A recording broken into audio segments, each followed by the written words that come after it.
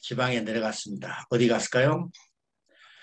구미에 가가지고 박정희 대통령 생가도 구경하고 거기에 전시장도 돌아보고 구미의 금오산 단풍도 구경했습니다.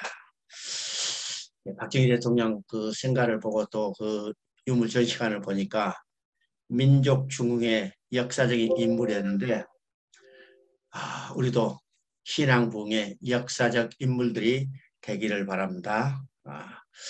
제가 이제 오늘 우리 단톡방에다가 그림을 올려놨죠. 여러분 보셨어요? 이것은요, 한국에서 유명한 사진 작가들이 한국 전 지역에 좋은 그 단풍에 대한 풍경을 사진으로 찍은 거예요. 참 우리가 일일이 찾아갈 수 없는 것들을 그 사진 작가들이 찾아서 찍어서 그걸 모아가지고 제가 보냈는데, 여러분 집에서 편안히 쉬어서 단풍 구경하시길 바랍니다. 제가 오늘 이제 제 아는 해외 선교사들한테 다 보냈더니 참 놀라운 반응들이 왔죠. 그런데 볼 수 없는 그런 한국의 그 정치를 보고 참 감사하다고 그렇습니다. 여러분은 지금 한국에서 계속 보니까 뭐 별 감흥이 없가지고 반응이 없어요. 근데 해외에 나가 있는 선교사들은 엄청난 반응이 왔습니다. 자, 그건 그렇고, 지난주까지 우리가 역사서를, 구약의 역사서를 봤습니다. 오늘부터 시작해서 우리 시가서와 선지서, 그 다음에 마지막으로 신약 부분을 공부하도록 하겠습니다. 우리가 이스라엘 구약의 마지막은 뭘로 끝났다고 했어요? 느헤미야 13장으로 끝났다고 했습니다. 이게 구약 이스라엘 역사의 마지막이죠. 그럼 구약 이스라엘 역사의 마지막이 뭘로 끝났을까? 바로 완전한 부패한 인간들이 스스로 하나님 앞에, 자력으로 하나님 앞에 나아갈 수 없는 것을 보여줬습니다. 인간 스스로 하나님 앞에 나아갈 수 없기 때문에 하나님이 필연적으로 내가 돌아오게 하리라. 하나님이 구속의 역사를 이룰 수밖에 없다는 사실을 보여주죠. 바로 돌아오지 못한 그들을 돌아오게 하기 위해서 하나님은 신약의 약속대로 예수 그리스도를 보내주신 것을 보게 됩니다. 자, 오늘 이제 시가서를 볼 텐데요. 우리가 시가서 하면 어떤 생각이 들까? 시가서를 써지는 이 장르가 시적인 장르로서 대부분 써 있기 때문에 인간의 감정을 노래하는 어떤 문학 작품으로 이해하는 경우들이 많이 있습니다. 물론 그 장르 자체가 문학 작품, 시적인 장르로 써져 있기 때문에 그렇게 해석하는 경우들이 많이 있는데, 우리가 성경을 읽을 때 가장 중요한 전제가 무엇인가를 알아야죠. 이 전제가 머릿속에 정리돼야 우리가 성경을 올바로 이해할 수 있습니다. 그 전제는 어떤 것이라고 했습니까? 요한복음 5장 39절입니다. 요한복음 5장 39절을 다시 한번 우리가 머릿속에 되새겨 봅니다. 너희가 영생을 얻으려고 성경을 연구하거냐? 성경이 내게 대해서 증언하는 것이다. 곧 나는 예수 그리스도에 대해서 증언하는 겁니다. 그러니까 우리가 성경을 읽을 때 가장 중요한 전제는 성경 전체가 예수 그리스도를 증언하는 것이랍니다. 증언하는 거. 자, 이것이 이제 누가복음에서는 좀 더 구체적으로 이야기하겠죠. 누가복음 24장은요, 성경에 대한 중요한 내용이 나옵니다. 누가복음 24장 27절을 먼저 보면, 이에 모세와 모든 선지자의 글로 시작하여 모든 성경에 쓴 바 자기에 관한 것을 자세히 설명하시니라. 또 24장 32절을 보면, 그들이 서로 말하되 길에서 우리에게 말씀하시고 우리에게 성경을 풀어주실 때 우리 속에 마음이 뜨겁지 아니하더냐. 그러면 이것은 어떤 사항인가? 예수님이 십자가에 못 박히시자 제자들이 다 뿔뿔이 흩어졌어요. 그래서 엠마오로 가는 제자들도 있고, 베드로가 유시해서 7 제자는 갈릴리 호숫가에서 다시 고기 재배를 하게 되죠. 그때 예수님이 엠마오로 가고 있는 제자들에게 찾아오셨어요. 부활하신 예수님이 찾아오셔서 그 시리에 빠져서 엠마오로 지금 도망가고 있는 제자들에게 나타나서 말씀하십니다. 지금 예루살렘에서 일어난 이 최근에 이 왁자지껄한 사건이 어떤 것인가 너희 아느냐? 그 사건이 바로 다른 의미가 아니라 성경에 내려서 기록한 것이라. 그 성경을 풀어서 그 사건의 의미를 자세히 풀어서 해석해 줬어요. 그때 제자들이 나중에 생각하니까 자기들이 가슴이 뜨거워졌습니다. 언제 가슴이 뜨거워졌어요? 성경을 풀어주실 때, 성경을 풀어주실 때입니다. 그들이 가슴이 뜨거워진 것은요, 예수님과 함께 계시면서 예수님이 행한 기적과 이사를 봤을 때가 아닙니다. 오병이어를 가지고 배불리 먹었을 때가 아니요. 그들이 가슴이 뜨거워졌을 때는 부활하신 예수께서 성경을 풀어서 그들에게 말씀하실 때 그들이 가슴이 뜨거워진 겁니다. 오늘 우리도 가슴이 뜨거워지기 위해서는 무엇을 통해서 가슴이 뜨거워져야 해요? 성경을 통해서 가슴이 뜨거워져야 합니다. 왜일까요? 성경은 하나님이 나를 위하여 해주신 일을 기록했습니다. 하나님이 나를 위하여 해주신 일을 내가 깨달을 때 하나님의 은혜와 하나님의 사랑을 깊이 알게 되죠. 그 하나님의 은혜와 사랑을 깊이 알게 때 내 가슴이 뜨거워지는 겁니다. 무엇을 통해서? 성경을 통해서요. 예수님이 성경을 풀어서 가르쳐줄 때 그들이 가슴이 뜨거워졌다 했습니다. 그러면 성경은 누구에 대해서 증거한 것일까? 누가복음 24장 44절은 요한복음 5장 39절을 조금 더 세부적으로 해설해 준 것이라고 볼 수 있습니다. 누가복음 24장 44절에는 또 이르시되 내가 너희와 함께 있을 때 너희에게 말한 바 곧 모세의 율법과 선지자의 글과 시편의 나를 가리켜 기록된 모든 것이 이루어져야 하리라 한 말이 이것이니라고 했습니다. 그러면 어떤 것일까요? 지금 모세의 율법과 선지자의 글과 시편의 나를 가리켜 기록된 모든 것이라고 했습니다. 나는 누굴까요? 예수 그리스도입니다. 예수 그리스도에 관한 모든 것이 기록된 것이 이루어졌다는 거예요. 그러면 성경은 예수 그리스도를 증언하는데 누가 보면 그걸 구체적으로 좀 구체적으로 이야기하죠. 모세의 율법과 선지자의 글과 시편의 나를 가르쳐 기록한 것. 그럼 모세의 율법은 지금까지 우리가 배웠던 구약의 역사서입니다. 또 선지서는 우리가 앞으로 배울 선지서입니다. 선지자의 글은. 그 다음에 시편은 다윗이 쓴 시편뿐만 아니라 시가서 5권을 이야기합니다. 욥기와 시편과 잠언과 전도서, 악어서 이 5권의 시가서를 우리가 여기서 시편이라고 합니다. 그러면 이 시가서도 누구를 증거해요? 바로 예수 그리스도를 증거하는 겁니다. 그러니까 우리가 어떤 성경을 읽든지 간에 그 성경 속에서 누구를 만나요? 예수 그리스도를 만나고 예수 그리스도를 발견해야 합니다. 이것이 우리가 성경을 올바로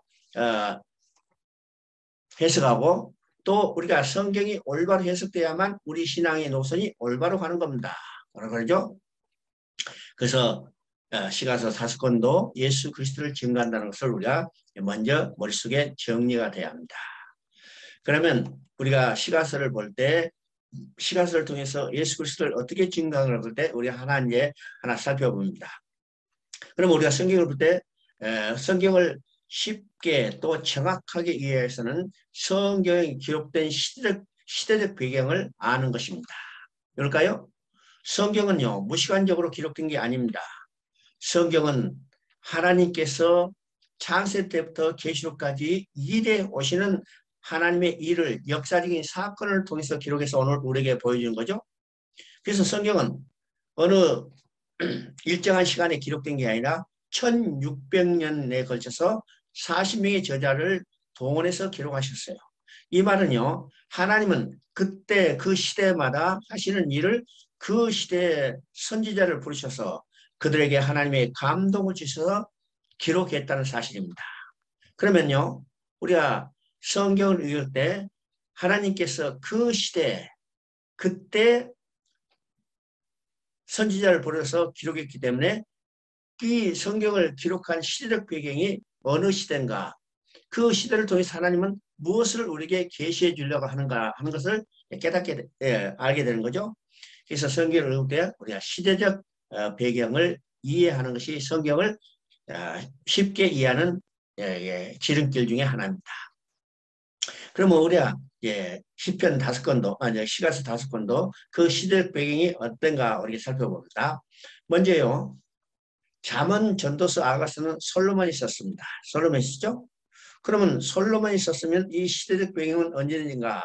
바로 열왕기 상시대입니다. 열왕기 상시대죠? 열왕기 상시대에 솔로몬이 등극하고 솔로몬이 통치하는 시대이기 때문에 열왕기 상시대를 할 수 있습니다. 그 다음에 시편은 어느 시대라고 딱 특정할 수 없지만은 왜일까? 시편은요 1000년에 걸쳐서 기록됐어요. 1000년에 걸쳐 기록됐죠. 그래서 시편이 1000년에 걸쳐 기록된 것은 시편이 제일 먼저 기록된 시편은 시편 90편입니다. 시편 90편은 모세가 기록한 것입니다. 모세가 기록한 것이죠. 그러면 모세는 어느 시대 사람인가? 출애굽 시대 사람이죠. 그래서 출애굽 시대는 주전 1500년 시대입니다. 그리고 시편이 제일 마지막 때 기록된 시편은 시편 137편입니다. 그러면 137편은 어느 시대인가? 이건 바벨론 포로 시대입니다. 바벨론 포로 시대. 그러면 바벨론 포로 시대는 어느 시대인가? 대강 주전 500년경의 시대입니다. 그러면 주전 1500년부터 시작해서 주전 500년까지는 1000년의 기간이죠? 1000년의 기간입니다. 또 1000년의 기간이기 때문에 거기에 한 사람이 기록된 게 아니라 우리가 공식적으로 시편을 기록한 저자를 5명이라고 그래요. 5명? 그러니까 5명이 1000년에 걸쳐서 시편을 기록했어요. 그래서 어느 시대, 어느라고 딱 특정하지 못하지만은 시편이 150편인데 시편의 반을 기록한 것이 누구냐? 바로 다윗입니다. 시편 150편의 표제로 나온 다윗이 표제로 나온 것이 73편이고 신약성경에 가면 예수님께서 다윗의 시라고 인정하는 것이 2편에 있습니다. 그래서 시편 150편 중에 75편을 다윗이 기록했어요. 그래서 우리가 일반적으로 다윗의 시편 그럽니다. 다윗의 시 이렇게 이야기합니다. 그러면 다윗의 시편이라고 이야기한다면 그 시대는 어느 시대일까요? 바로 사무엘 상하 시대입니다.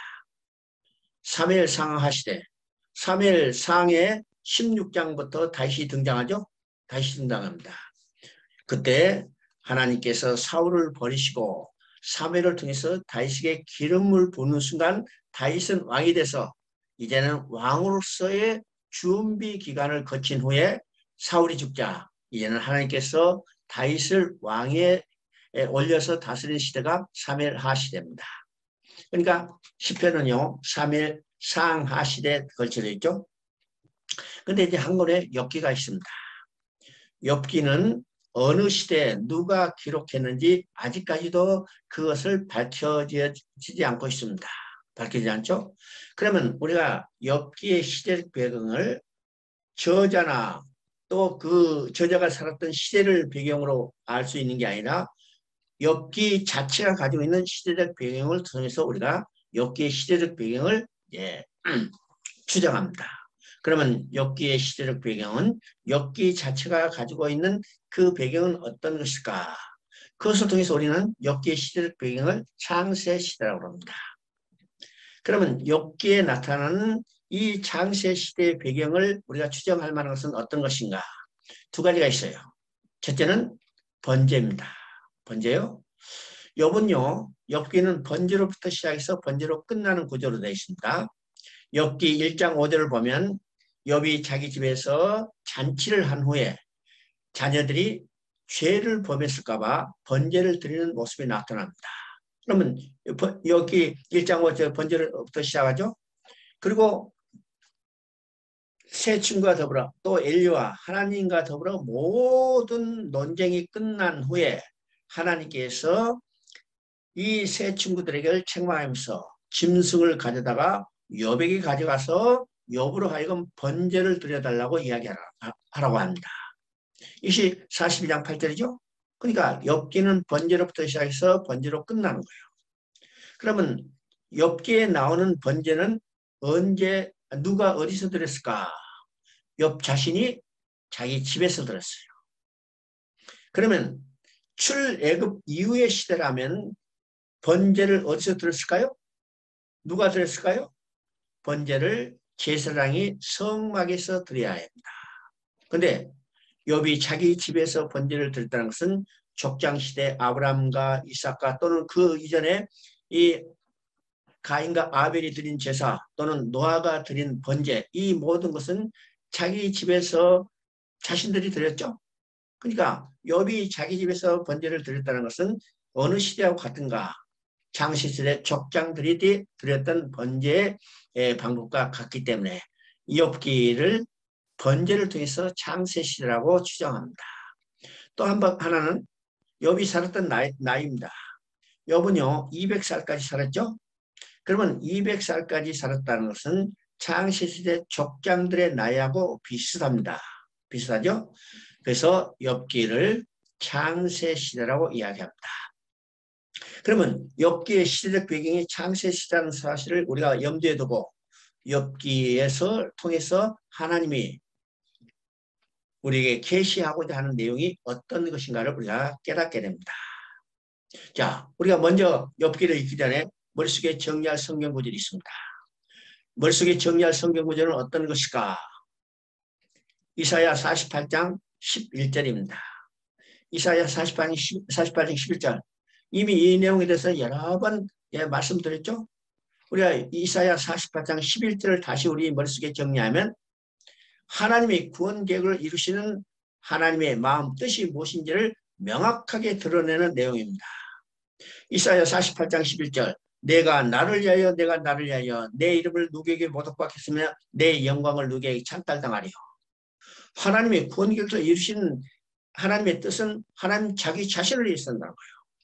구체적으로 아담으로 말미암아 모독받은 하나님의 이름을 거룩하게 하고 훼손된 하나님의 영광을 회복하는 것이 성경 전체에 나타난 하나님의 구원 계획을 이루시는 하나님의 마음이고 뜻이라는 겁니다. 그러면 이것을 염두에 두고 욥기를 우리가 살펴봐야 해요. 욥기를 살펴보죠. 그러면 욥기는 어떤 내용인가? 이것이 창세 시대에 일어났다는 사실을 생각해 봐야죠. 그러면 창세 시대 에덴 동산에서 어떤 일이 벌어졌어요?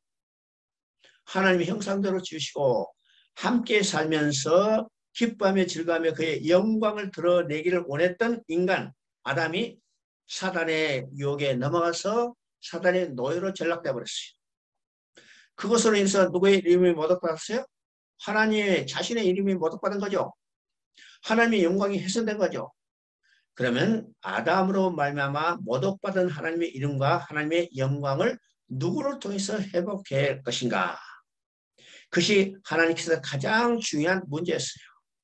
그래서 창세시대 아담으로 말미암아 모독받은 하나님 이름과 영광을 회복시키기 위해서 누구를 내세웠어요? 바로 욥을 내세웠다는 겁니다. 우리가 욥기 하면요. 대강 주제를 어떤 생각하는가? 의인이 왜 고난을 받는가? 이런 주제를 가지고 욥기를 많이 우리가 연구하고 해석하고 욥기에 대해서 어떤 영감을 얻으려고 많이 노력하죠. 그런데 이런 주제를 가지고 욥기를 본다면 인간이 결코 해석할 수 없어요. 그럴까요? 그 명제 자체가 잘못된 겁니다. 의인이 왜 고난을 받는가? 의인이 왜 고난을 받는가? 이 명제는 성립될까요? 성립되지 않을까요? 우리가 성립될 것처럼 생각하지만 성립되지 않아요. 왜요? 의인은 없으니 하나도 없습니다. 그러니까 의인이 고난을 받는다. 왜 고난을 받는가? 이건 명제 자체가 성립될 수 없는데 이것을 가지고 아무리 연구해봤자 해결될 수 없죠. 그래서 이 문제를 가지고 이 주제를 가지고 해석하면 욥기 성경을 읽는 것보다 더 골치 아플려요. 안 돼요. 그럼 욥기를 통해서 하나님이 우리에게 계시한 내용이 어떤 것인가를 지금 우리가 다시 생각해 봐야죠. 의인이 왜 고난을 받는가? 이 문제가 아니라 창세 때 아담으로 말미암아 모독받은 하나님의 이름과 영광을 누가 회복할 것인가를 보여주는 겁니다. 그것을 위해서 하나님은 욥을 내세웠어요. 욥을 내세웠어. 자, 이것이 1장, 2장을 통해서 보게 됩니다. 자, 1장 8절 한번 읽어봅니다. 1장 8절 여호와께서 사단에게 이르시되 내가 내 종 욥을 유하여 보았느냐 그와 같이 온전하고 정직하여 하나님을 경외하며 악에서 떠난 자는 세상에 없느니라. 그러면 이것은 어떤 내용인가? 어느 날 사단이 하나님 앞에 나타났어요. 하나님이 이 사단에게 물어봅니다. 너 어디 갔다냐? 그랬더니 사단이 뭐라고 대답해요? 내가 세상 두루 돌아다니다 만나였습니다. 그때 하나님이 지금 사단에게 욥을 내서서 욥을 칭찬하죠? 칭찬합니다. 이 칭찬의 내용이 지금 1장 8절이에요. 여호와께서 사단에게 이르시되 내가 내 종 욥을 주의하여 보았느냐 그와 같이 온전하고 정직하여 하나님을 경외하며 악에 떠난 자가 세상에 없느니라. 욥을 자랑한 겁니다.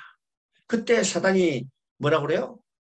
하나님께서 욥을 축복하여 주시기 때문에 욥이 하나님을 경외하는 사람이 됐지. 만약 쳐보세요. 그때도 욥이 하나님을 경외하는 사람이 되겠는가? 그렇습니다. 그때 하나님이 뭐라고 말씀하세요? 그러면 내가 한번 쳐라. 내가 한번 쳐라 그랬어요. 그래서 사단이 하나님의 허락을 받고 욥에게 고난을 가하는 거죠. 10자식이 일시에 다 죽게 되고 많은 재산이 다 없어졌어요. 이건 엄청난 재산이죠. 엄청난 재앙이죠. 여러분 보세요. 한 자녀만 병들어도 부모는 가슴이 아픈 건데 일시에 10자식이 자녀가 없어졌다. 이건 인간으로 견디기 힘든 어려움이죠. 그럼에도 불구하고 욥은 하나님을 원망하고 불평하지 않았습니다. 이것이 1장 21절입니다. 1장 21절 22절을 읽어보면 내가 못해서 알몸으로 나아싸운즉 또한 알몸이 그리로 돌아갈지라. 주신 이도 여호와시요 거두신 이도 여호와시니 여호와의 이름이 찬송을 받을지니라 하고 이 모든 일에 욥이 범죄하지 아니하고 하나님을 향하여 어리석게 원망하지 아니하리라. 10자식이 다 없어지고 많은 재산이 일시에 다 없어졌다 하더라도 욥은 하나님께 원망하고 불평하지 않았어요. 자, 2장에서는 이제 두 번째 시험이죠. 2장에서는 두 번째 시험입니다. 상황은 비슷해요. 자, 이때 하나님은요, 사단에게 이제는 욥의 생명의 지장이 없는 범인에서 욥의 신체에 직접 타격을 가해도 좋다 이렇게 허락했어요. 자, 이 허락을 받고 사단이 욥을 두 번째 시험을 합니다. 그래서 욥의 신체에 직접적인 타격을 가해서 욥의 몸에 악성 종기가 나타나죠. 여러분 얼마나 이 악성 종기가 극심한지 발끝부터 정수리까지 긁어댔다고 했습니다. 여러분요, 가려운 것은 견딜 수 없죠? 배 아픈 것은 참을 수 있는데 가려운 것은 견디지 못해요. 얼마나 심한가 발끝부터 정수리까지 긁어댔어요. 형체가 없을 정도로 긁어댔습니다.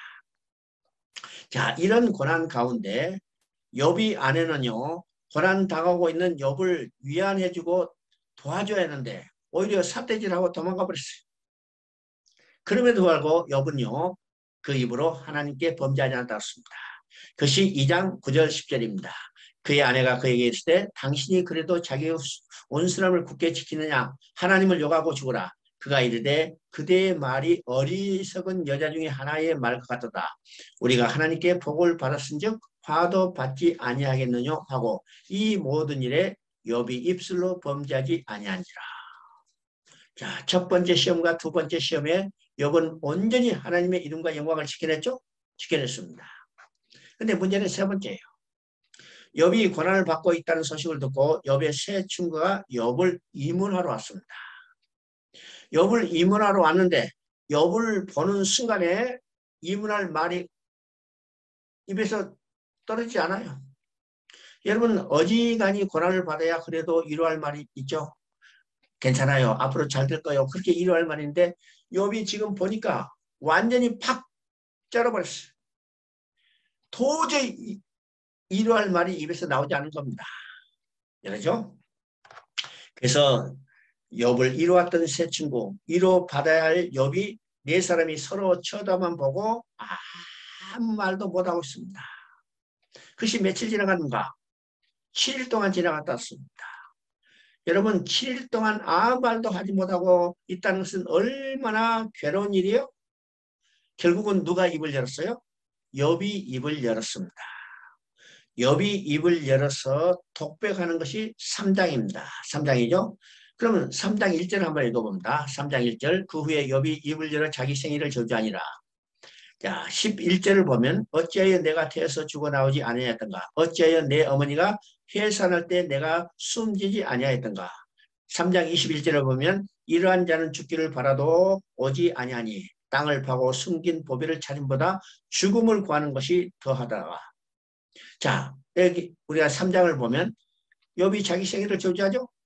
또 자기를 태어나게 하는 모태를 원망하죠. 또 심지어 죽기를 구하고 있는 겁니다. 그러면 욥이 자기 생일을 저하고 자기를 태어나게 하는 모태를 원망하고 죽기를 구한다는 것은 어떤 의미일까요? 생명의 근원이신 하나님을 원망합니다. 하나님께 불평하는 겁니다. 그러면 이건 어떤 의미일까? 사단의 첫 번째, 두 번째 시험에도 욥은 하나님의 이름과 영광을 지켜내는데 세 친구가 임원하러 왔을 때 그들이 원망하고 불평하는 말은 궁극적으로 욥도 하나님의 이름과 영광을 지켜낼 수 없다는 겁니다. 이 말은요, 인간 누구도 아담으로 말미암아 모독받은 하나님의 이름과 영광을 지켜낼 수 없다는 거죠. 그러면 누구만 지켜낼 수 있을까? 이 내용이 바로 마태복음 4장 1절부터 11절까지 나오는 하나님의 아들 예수 그리스도의 시험의 장면입니다. 마태복음 4장 1절부터 11절까지 보면요. 성령이 이끌려서 예수님이 광야로 내모셨고 거기서 40일 동안 주시는 애 사단의 시험을 받게 되죠. 그러면 이 시험에서 예수님은 넘어지셨어요? 아니면 이겨내셨어요? 예수님은 이 사단의 시험, 세 가지 시험이죠. 이 세 가지 시험은 에덴 동산에서 아담이 받았던 시험과 동일한 겁니다. 동일한 시험을 예수님은 이기셨어요. 자, 이건 어떤 의미일까요?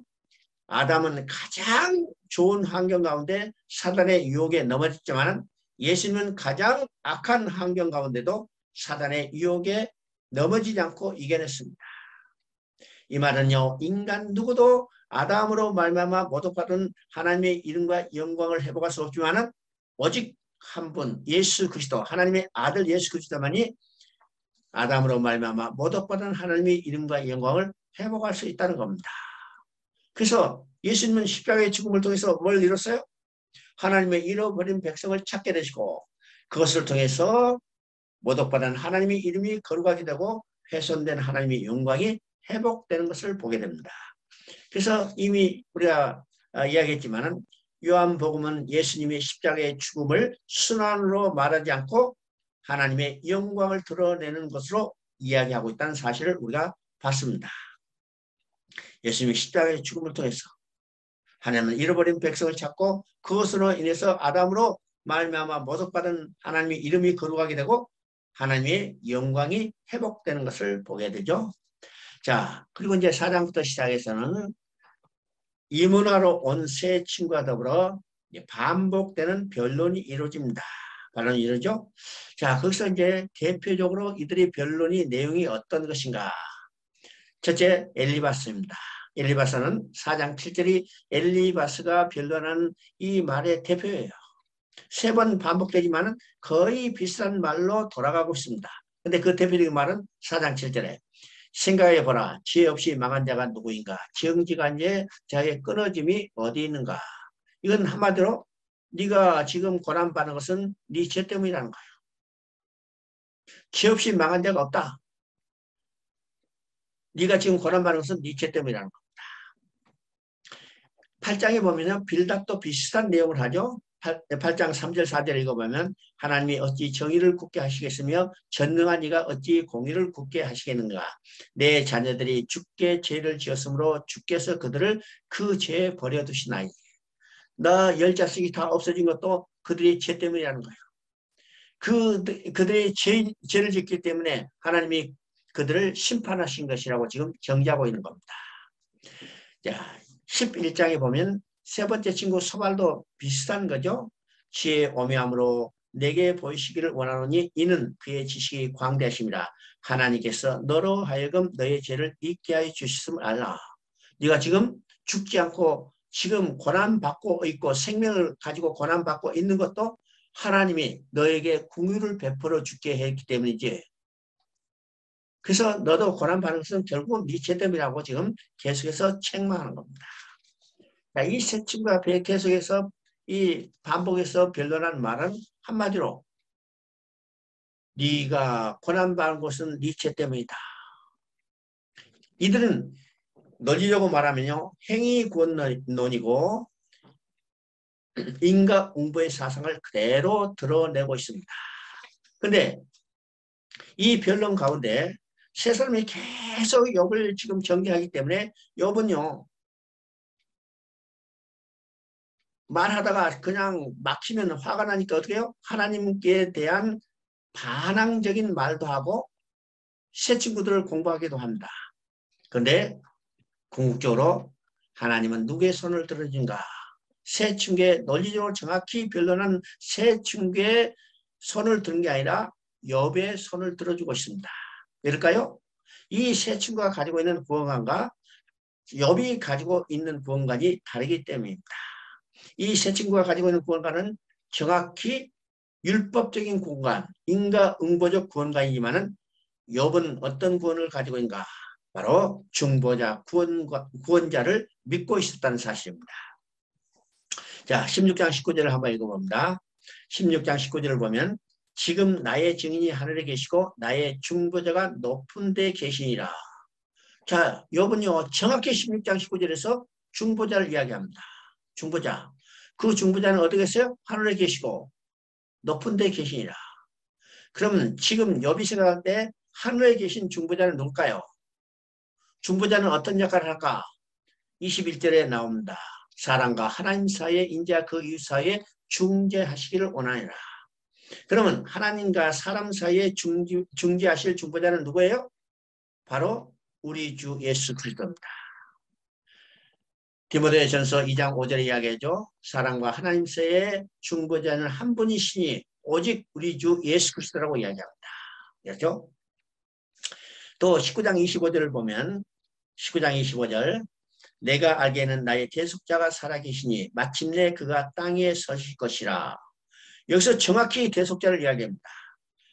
나의 대속자가 살아계시니 마침내 그가 땅에 서실 것이라. 마침내. 여기는 욥으로서는요. 언제 그분이 이 땅에 오실지는 알 수 없지만 반드시 오실 것을 확신하고 있는 겁니다. 마침내 그가 땅에 서실 것이라. 욥이 믿고 있는 대로 그 대속자는 육신을 입고 이 땅에 오셨죠. 그분이 누구예요? 예수 그리스도입니다. 예수 그리스도.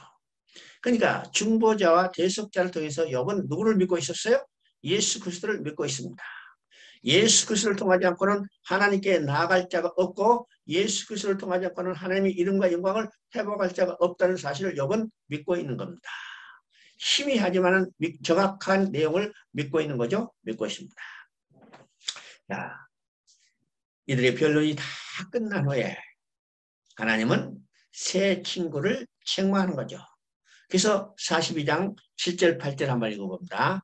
42장 7절 8절 여호와께서 욥에게 이 말씀을 하신 후에 대만 사람 엘리바스에게 이르시되 내가 너와 내 두 친구에게 노하나니 이는 너희가 나를 가르쳐 말한 것이 내 종 욥의 말과 같이 정당하지 못함이니라. 그런즉 너희는 수소 7과 순양 7을 가지고 내 종 욥에 가서 너희를 위하여 번제를 드리라. 내 종 욥이 너희를 위하여 기도할 것인즉 내가 그를 기쁘게 받으리니 너희의 우매한 말대로 너희에게 갚지 아니하리라. 이는 너희가 나를 가르쳐 말한 것이 내 종 욥의 말같이 옳지 못함이라. 자, 변론이 다 끝난 후에 논리로 정확히 변론했던 이 세 친구를 칭찬하게 있는 게 아니라 오히려 이렇게 책망하고 있죠? 책망하고 있습니다.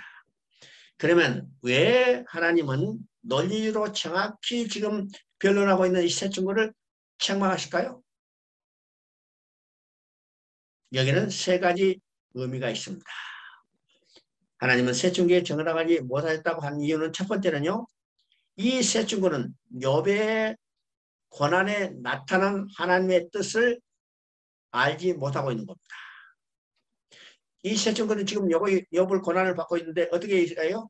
네가 고난 받고 있는 것은 네 죄 때문이라는 거예요. 욥은 지금 욥이 고난 받는 것은 욥의 죄 때문이에요? 욥의 죄 때문이 아니잖아요. 하나님은 욥을 통해서 아담으로 말미암아 모독받은 하나님의 이름과 훼손된 하나님의 영광을 회복하기를 원하셨어요. 그래서 욥을 사단 앞에 내어놓고 아담을 넘어뜨린 것처럼 넘어지게 해보라는 거예요. 그래서 욥이 시험 받는 거죠. 욥이 시험 받는 겁니다. 욥이 고난을 받는 겁니다. 그래서 욥의 고난에 나타난 하나님의 뜻을 이 세 친구는 전혀 알고 있지 못한다는 겁니다. 그래서 이 세 친구를 책망하는 거예요. 이것이 첫 번째 이유입니다. 두 번째 이유는 이 세 친구는 일관되게 욥의 고난 받는 것을 뭐라고 정죄해요? 네가 고난 받는 것은 네 죄 때문이라는 겁니다. 다른 말로 하면요, 네가 고난 받는 것은 네 죄 때문이다. 너는 죄인이라는 거지. 죄인이라고 지금 정죄하고 있는 겁니다. 그러면 우리가 생각해 봅니다.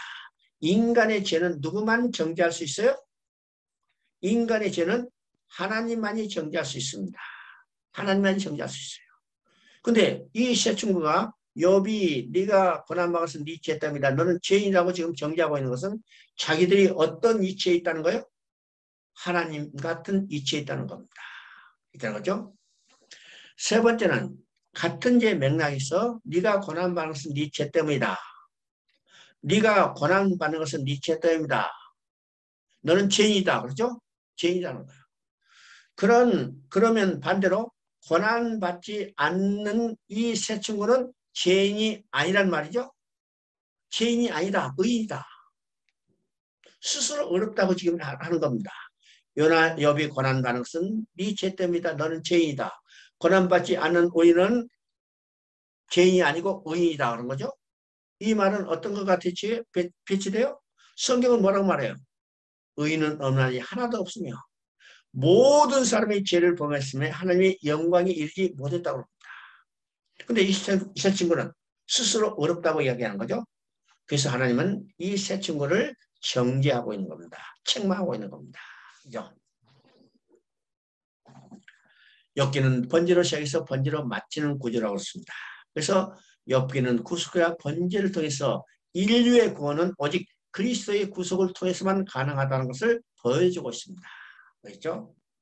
자, 여기에 인류의 모든 문제에 해답이 있습니다. 우리가 고난 중에 무엇 하였더라면 또 어찌하여 하고 탄식하고 한다면 성경은 어찌하여 하나님의 아들이 십자가에 달려 죽으셔야 하는가를 생각해 보라고 합니다. 왜 하나님의 아들 예수 그리스도가 십자가에 못 박혀 죽으셔야 해요?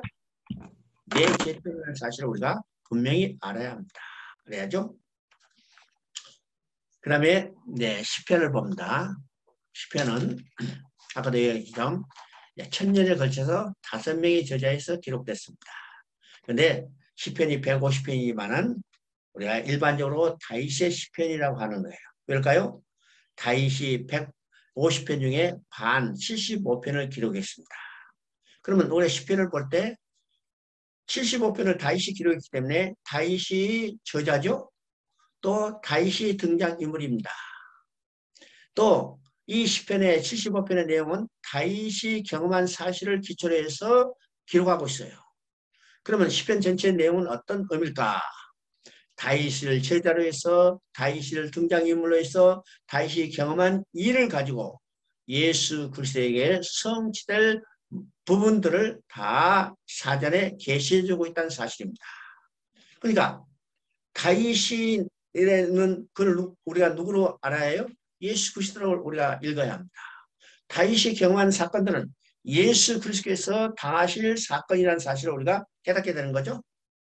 그래서 시편을 통해서 우리는요 예수 그리스도를 알게 되는 겁니다. 그래서 시편은요 예수님을 증거하기 때문에 예수님의 탄생부터 시작해서 승천하시고 심판주로 오시고 통치하실 통치자로 이 모든 것이 다 시편에 다 증거되어 있다는 사실을 우리가 보게 됩니다. 먼저 탄생을 보면 2장 6절부터 7절까지 나옵니다. 너는 내 아들이야. 오늘날 내가 너를 낳았도다. 누가 낳았어요? 하나님이 그 아들을 낳으신 거예요. 야, 그 다음에 예수님이 십자가의 시선을 받죠? 그것이 22편에 그대로 묘사되어 있습니다. 22편은 앞으로 보겠지만은 예수님이 십자가의 죽으심과 장사된과 부활한 이 모든 사실을 비디오를 보는 것처럼 정확하게 기록되어 있어요. 이게 순환입니다. 그 다음에 부활입니다. 부활은 시편 16장 16편 10절에 나옵니다. 주의 거룩한 대로 멸망시키지 않을 것, 썩지 않게 하실 것임이라고 이야기합니다. 이 부활에 대해서 시편 16편을 가지고 사도행전에 보면 베드로도 증거했고 바울도 증언한 것을 보게 됩니다. 뭐죠? 성령이 강림하자 베드로가 일어서서 담대하게 첫 번째 설교를 해요. 그 설교를 할 때 성경을 들어서 설교를 하죠. 성경을 들어서 설교할 때 이 시편 두 편이 나옵니다. 첫 번째는 시편 16편 10절. 이것을 통해서 자 봐라.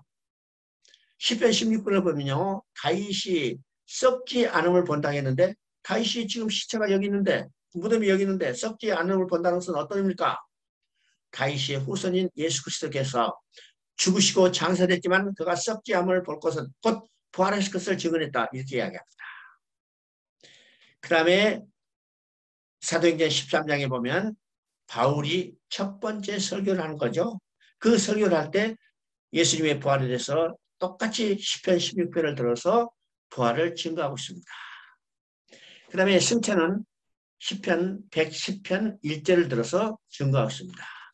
시편 110편 1절을 보면 내가 내 온수로 내 발판이 되게 하기까지 넌 내 오른쪽에 앉아 있으라 하였도다. 너는 내 오른쪽에 앉아 있으라 하였다죠. 이것은 바로 시편 예수님의 승천을 증거하고 있습니다.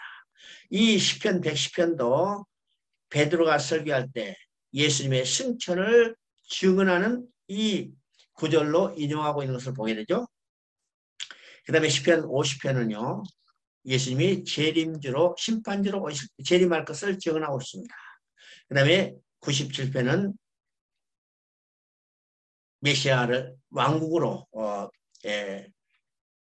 통치자로 오실 것에 대해서 증거하고 있습니다. 그래서 시편은요. 예수님의 탄생부터 시작해서 죽으시고 장사되고 부활하시고 승천하시고 그가 재림주로 오실 뿐만 아니라 이 우주를 다스리는 통치자로 오실 것을 증언하고 있습니다. 그렇죠? 그 다음에 시편에 다윗이 경험한 사실을 예수 그리스도가 당하실 것을 계시해 준다고 그러죠. 그러면 시편에 나오는 다윗의 경험은 어떤 것인가? 시편에 나오는 다윗의 경험은 세 방면의 경험이 나타납니다. 그러면 첫째 경험은 어떤 것일까요? 첫째 경험은 사울로부터 죽음을 피해서 도망 다니는 그 시대의 모습을 이야기합니다. 그러면 이때는 어떤 것이요? 다윗이 사울에게 범죄를 했거나 잘못했기 때문에 사울이 지금 다윗을 죽이려고 쫓아다니는 게 아니죠? 그저 까닭 없이 아무 이유 없이 사울이 지금 다윗을 죽이려고 10년 동안 지금 모든 광야를 다 여기 헤매면서 쫓아다니는 겁니다. 자, 이 까닭 없이 당한 이 다윗의 경험을 통해서 누구가 당할 경험이에요? 바로 예수 그리스도가 아무 이유 없이 박해당할 것을 계시하고 있는 겁니다.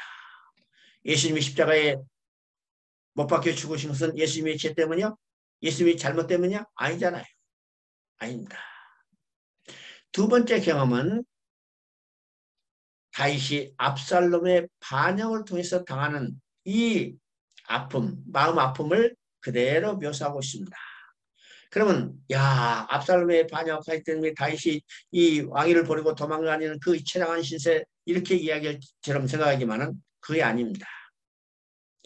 압살롬의 반역 때 당한 그 가장 가슴 아픈 일은 어떤 것일까요? 다윗의 가장 가까운 친구였던 아히도벨이 다윗을 반역하고 아들 압살롬에게 편에 가담했던 사실이죠. 이것이 다윗은 가장 가슴 아파했던 것입니다. 그러면 이 가장 가까운 친구로부터 반역은 누가 당하실 거예요? 바로 예수님이 가장 가까운 친구로부터 반역, 여기 배반당한 것을 이야기하죠. 그러면 예수님이 가장 가까운 친구로부터 배반한 누굴까? 누굴까요? 제자였던 가룟 유다로부터 배반이요. 뿐만 아니라 가룟 유다를 지한 11제자도 예수님이 십자가에 못 박혔을 때 다 도망가 버렸어요. 베드로가 뭐라고 했어요? 내가 죽을 정정 주님을 부인하지 않겠나이다. 버리지 않겠나이다. 이렇게 장담했던 이 베드로도 예수님이 십자가에 못 박히자 예수님을 버리고 도망가 버렸죠. 가장 가까운 사람으로부터 배신. 이것이 가장 가슴 아픈 일이죠. 이것이 다윗이 압살롬의 반역 때 가장 가까운 친구 아히도벨이 누가 뭐래도 자기는 자기 편에 설 줄 알았는데 다윗을 배반하고 아들 편에 선 것을 가슴 아파하는 겁니다. 세 번째 경험은요. 다윗이 골리앗과 싸워서 이겼던 것이요. 대적과 싸운 승전을 통해서 예수님의 승리할 것에 대해서 계시하고 있는 겁니다. 계시하고 있죠. 그래서 이 다윗의 경험은 예수 그리스도가 당할 세 방면의 경험을 그대로 묘사하고 있습니다. 그렇죠? 자, 시편 1편을 한번 읽어봅니다. 시편 1편. 복 있는 사람은 악인들의 꾀를 따르지 아니하며 죄인들의 길에 서지 아니하며 오만한 자들의 자리에 앉지 아니하고 오직 여호와의 율법을 즐거하며 그의 율법을 주야로 묵상하는도다. 그는 시냇가에 심은 나무가지를 따라 열매를 맺으며 그 잎사귀가 마르지 아니함과 같으니 그가 하는 모든 일이 다 형통하리로다. 악인들은 그렇지 아니하며 오직 바람에 나는 기와 같도다. 그러므로 악인들은 심판을 견디지 못하며 죄인들이 의인들의 몸에 들지 못하리로다. 무릇 의인들의 길은 여호와께서 인정하시나 악인들의 길은 망하리로다. 우리가 너무나 잘 알고 있는 시편이지만 제가 1절부터 6절까지 시간이 걸리지만 다 읽었어요. 자, 시편 1편은요. 시편 150편 전체의 서론적 구조입니다. 자, 시편 1편의 구조가 어떻게 되는 것을 안다면 시편 150편 전체의 구조가 어떻게 구성되어 있는가를 우리가 알 수 있다는 의미죠. 그래서 시편 1편은요. 시편 150편 전체를 이해하는 데 아주 중요한 내용입니다. 여기에 참 아주 중요한 내용들이 있어요. 여기는 복 있는 사람 그랬습니다. 복 있는 사람. 그래서요. 일반 성도들이 가장 좋아하는 시편이 어느 것인가? 가장 좋아하는 성경 구절을 이제 조사하면 시편 23편 1절을 가장 좋아한다고 해요. 여호와는 나의 목자시니 내게 부족함이 없으리다. 얼마나 좋아요? 두 번째 좋아하는 시편의 구절이 뭘까? 성경 구절이 어떤 것일까? 시편 1편 1절이래요. 복 있는 사람은. 그래서 어떻게 복 받을까 생각하기 때문에 야, 복 있는 사람 해서 야, 많이 좋아하고 이것을 통해서 우리가 신앙생활의 어떤 길잡이처럼 생각하죠. 그러면 성경에서 복은 어떤 것인가? 이 복에 대한 개념이 우리가 정확해야 한다고 했습니다. 성경의 복은요. 세상 사람들이 일반적으로 추구하는 그런 복이 아니라는 사실이죠. 성경의 복은 어떤 것일까? 에베소서 1장 3절에 나옵니다. 하늘에 속한 모든 신령한 복. 그러면 하늘에 속한 모든 신령한 복은 언제 누렸던 복이요? 아담과 하와가 범죄하고 하나님이 쫓겨나기 전에 누렸던 복입니다. 누렸던 복이죠? 그러면 범죄하고 쫓겨남으로 이 하늘에 속한 모든 신령한 복을 다 상실해버렸어요. 이 땅에서 복을 얻게 아무리 노력하지만 누구도 만족할 수 없다고 했습니다. 그러면 이 복을 언제 회복할 수 있어요? 하나님께 다시 돌아가야죠. 그러면 누구를 통해서 하나님께 돌아갈 수 있어요? 예수 그리스도를 통해서요. 그래서 성경에서 복은 예수 그리스도를 통해서 그리스도 안에서 하늘에 속한 모든 신령한 복입니다. 그러면 복 있는 사람은 어떤 사람일까요? 하나님께 돌아가서 하나님과 함께 살면서 누리게 될 복을 얻은 사람이 복 있는 사람입니다. 성경에 말하는 복의 개념을 우리가 정확히 알아야 합니다. 그래서 시편 1편은 시편 전체의 서론적 구조인데 시편 1편은 세 부분으로 세 구도로 되어 있습니다. 세 마디로 되어 있어요. 그러면 첫째는 어떤 것일까? 첫째는 두 진영으로 나뉜 겁니다. 두 진영은 의인과 악인이죠. 의인과 악인입니다. 자, 의인과 악인으로 나눈 것은 언제부터 시작됐어요? 의인과 악인으로 나눈 것은 언제부터 시작했을까? 창세기 3장 15절부터 시작된 겁니다. 여자의 후손과 뱀의 후손, 여자의 후손과 뱀의 후손, 바로 의인과 악인입니다. 여자의 후손은 누굴까요? 예수 그리스도를 믿는 자들입니다. 악인은 누굴까요? 예수 그리스도를 믿지 않는 자입니다. 그죠? 믿지 않는 자, 뱀의 후손입니다. 그것이 창세기 3장 15절부터 내려오는 두 진영입니다. 그러면 성경에서 말하는 의인과 악인은 어떤 것일까? 성경은 윤리책이 아니라고 했습니다. 성경은 철학책이 아니라고 했어요. 그러니까 여기서 말하는 의인도 악인도 철학적인 윤리적인 개념이 아니라는 사실을 우리가 분명히 알아야죠. 우리가 철학적인 윤리적 개념은 어떤 것인가? 거짓말 안 하고 도둑질 안 하고 나쁜 일 안 하고 다른 사람이 좋은 일 하면 의인이고 그렇지 못하면 악인이라고 생각하죠. 근데 성경은 도둑질 안 하는 사람이 의인이 아니요. 강도질 안 하는 사람이 의인이 아니요. 성경은 어떤 사람이요? 의인은 어떤 사람이요?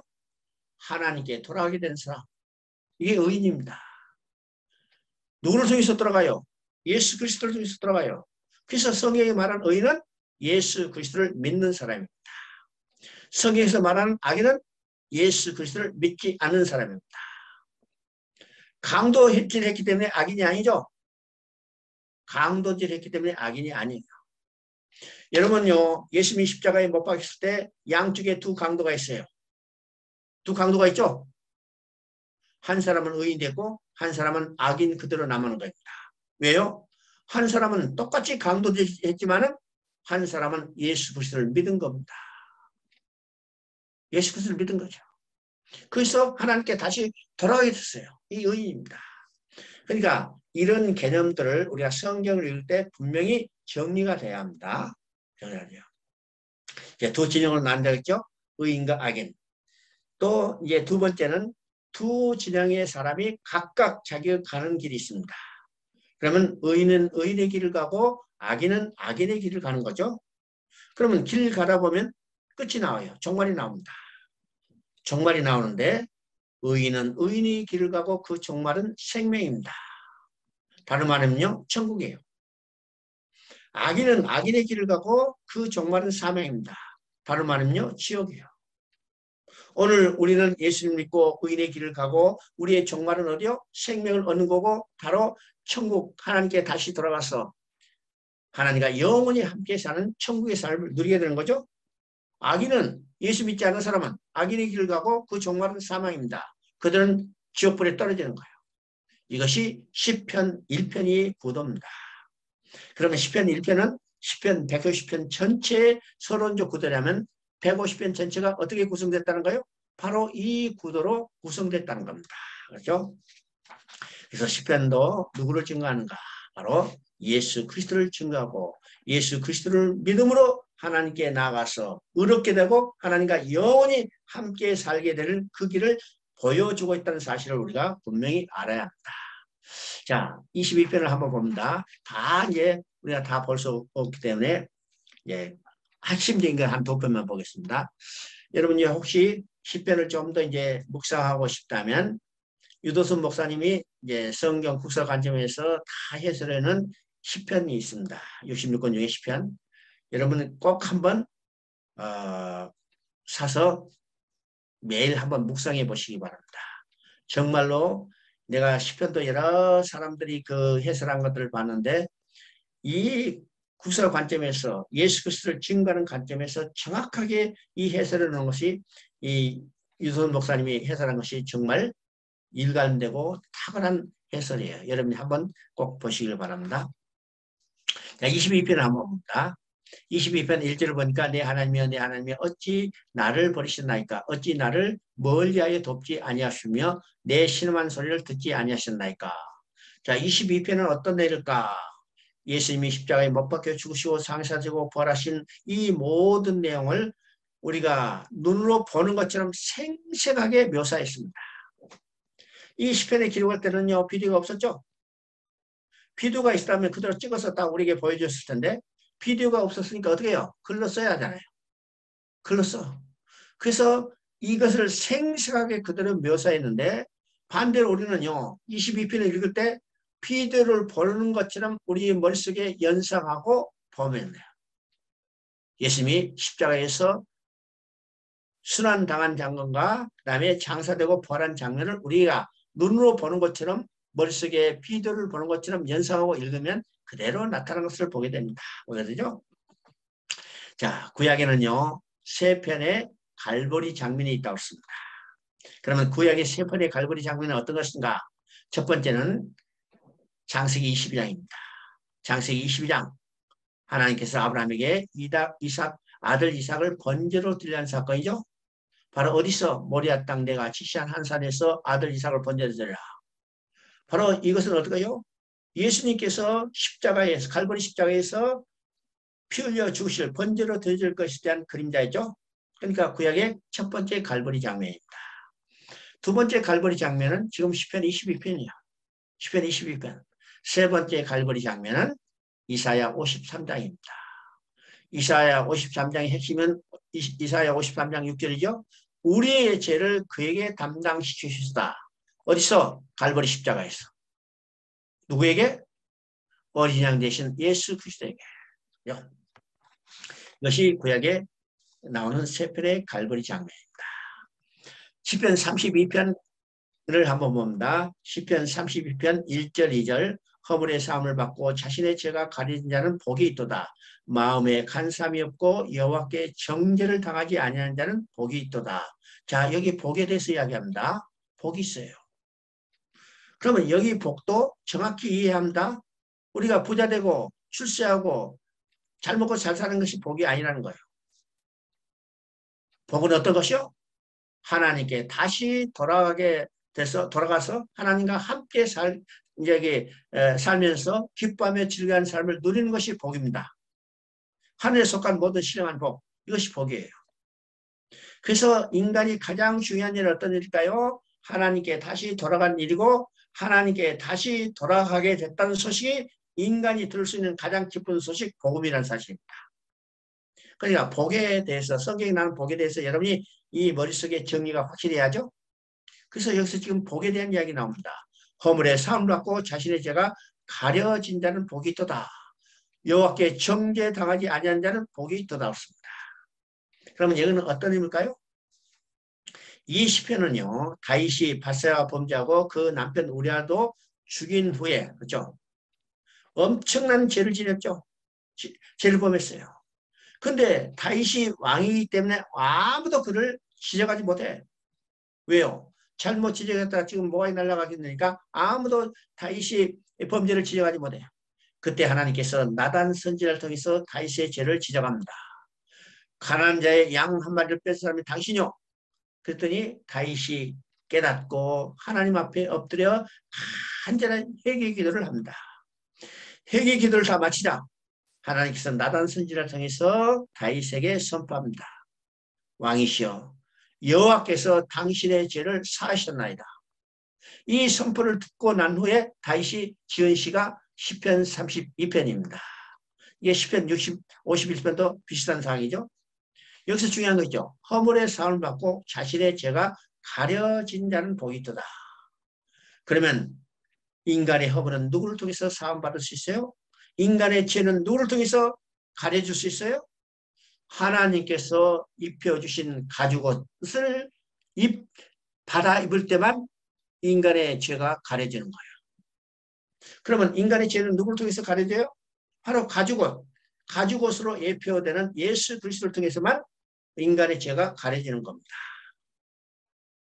인간의 죄가 가려졌기 때문에, 사함받았기 때문에, 벌거벗은 자가 가림을 받았기 때문에 이제는 누구 앞에 돌아갈 수 있어요? 하나님 앞에 돌아갈 수 있습니다. 그래서 복이 있는 겁니다. 복이 있는 거죠? 그러면 여기서 지금 누구를 증거해요? 허물의 삶과 죄에 가려진 자를 통해서 예수 그리스도를 증거하고 있는 겁니다. 예수 그리스도를 통해서만 하나님 앞에 인간의 죄가 가려지고 하나님 앞에 나아가서 복을 누리게 되는 것을 증거하고 있죠. 그러니까 시편 32편도 정확히 누구를 증거해요? 예수 그리스도를 증거하는 겁니다. 야, 시편 150편을 봅니다. 시편 150편. 할렐루야, 그의 성소에서 하나님을 찬양하며 그의 권능의 궁창에서 그를 찬양할지어다. 그의 능하신 행동을 찬양하며 그의 지극히 위대하심을 따라 찬양할지어다. 나팔 소리로 찬양하며 비파 수금으로 찬양할지어다. 소고치며 춤추어 찬양하며 현악과 퉁소로 찬양할지어다. 큰 소리 나는 제금으로 찬양하며 높은 소리 나는 제금으로 찬양할지어다. 호흡이 있는 자마다 여호와를 찬양할지어다. 할렐루야. 자, 시편 150편은 시편 마지막이죠. 마지막에 시편 150편이 6절로 되어 있는데 6절 전체가 뭘로 끝나요? 6절 전체가 찬양할지라고 끝나고 있습니다. 그러면 시편 전체를 한번 봅니다. 시편 시작은 복 있는 사람으로 시작됩니다. 그리고 시편 끝은 뭘로 끝나요? 여호와를 찬양할 거로 끝났죠. 그러면 처음과 끝만 연결하면 어떤 말이 돼요? 복 있는 사람은 여호와를 찬양할지다. 여호와를 찬양한 사람이에요. 누가 여호와를 찬양해요? 오늘 저와 여러분이 여호와를 찬양하죠? 여러분은 지금 복 받은 사람이야, 복 없는 사람이야? 복 있는 사람이잖아요. 여호와를 찬양한 사람입니다. 그러면 어디서 여호와를 찬양하게 돼요? 여호와를 찬양하기 위해서는 여호와 앞에 나아가는 겁니다. 그죠? 여호와 앞에 나와서 여호와를 찬양하는 거예요. 그럼 누구를 통해서 여호와를 앞에 나아갈 수 있어요? 인간이 여호와 앞에 나아갈 수 있는 유일한 길은 오직 예수 그리스도를 통해서만 여호와 앞에 나아갈 수 있습니다. 그래서 시편 전체는 누구를 증거해요? 예수 그리스도를 증거하는 겁니다. 그러면 시편 전체를 한 문장으로 이야기하면 복 있는 사람은 예수 그리스도를 통해서 여호와 앞에 나가서 여호와를 찬양하는 사람입니다.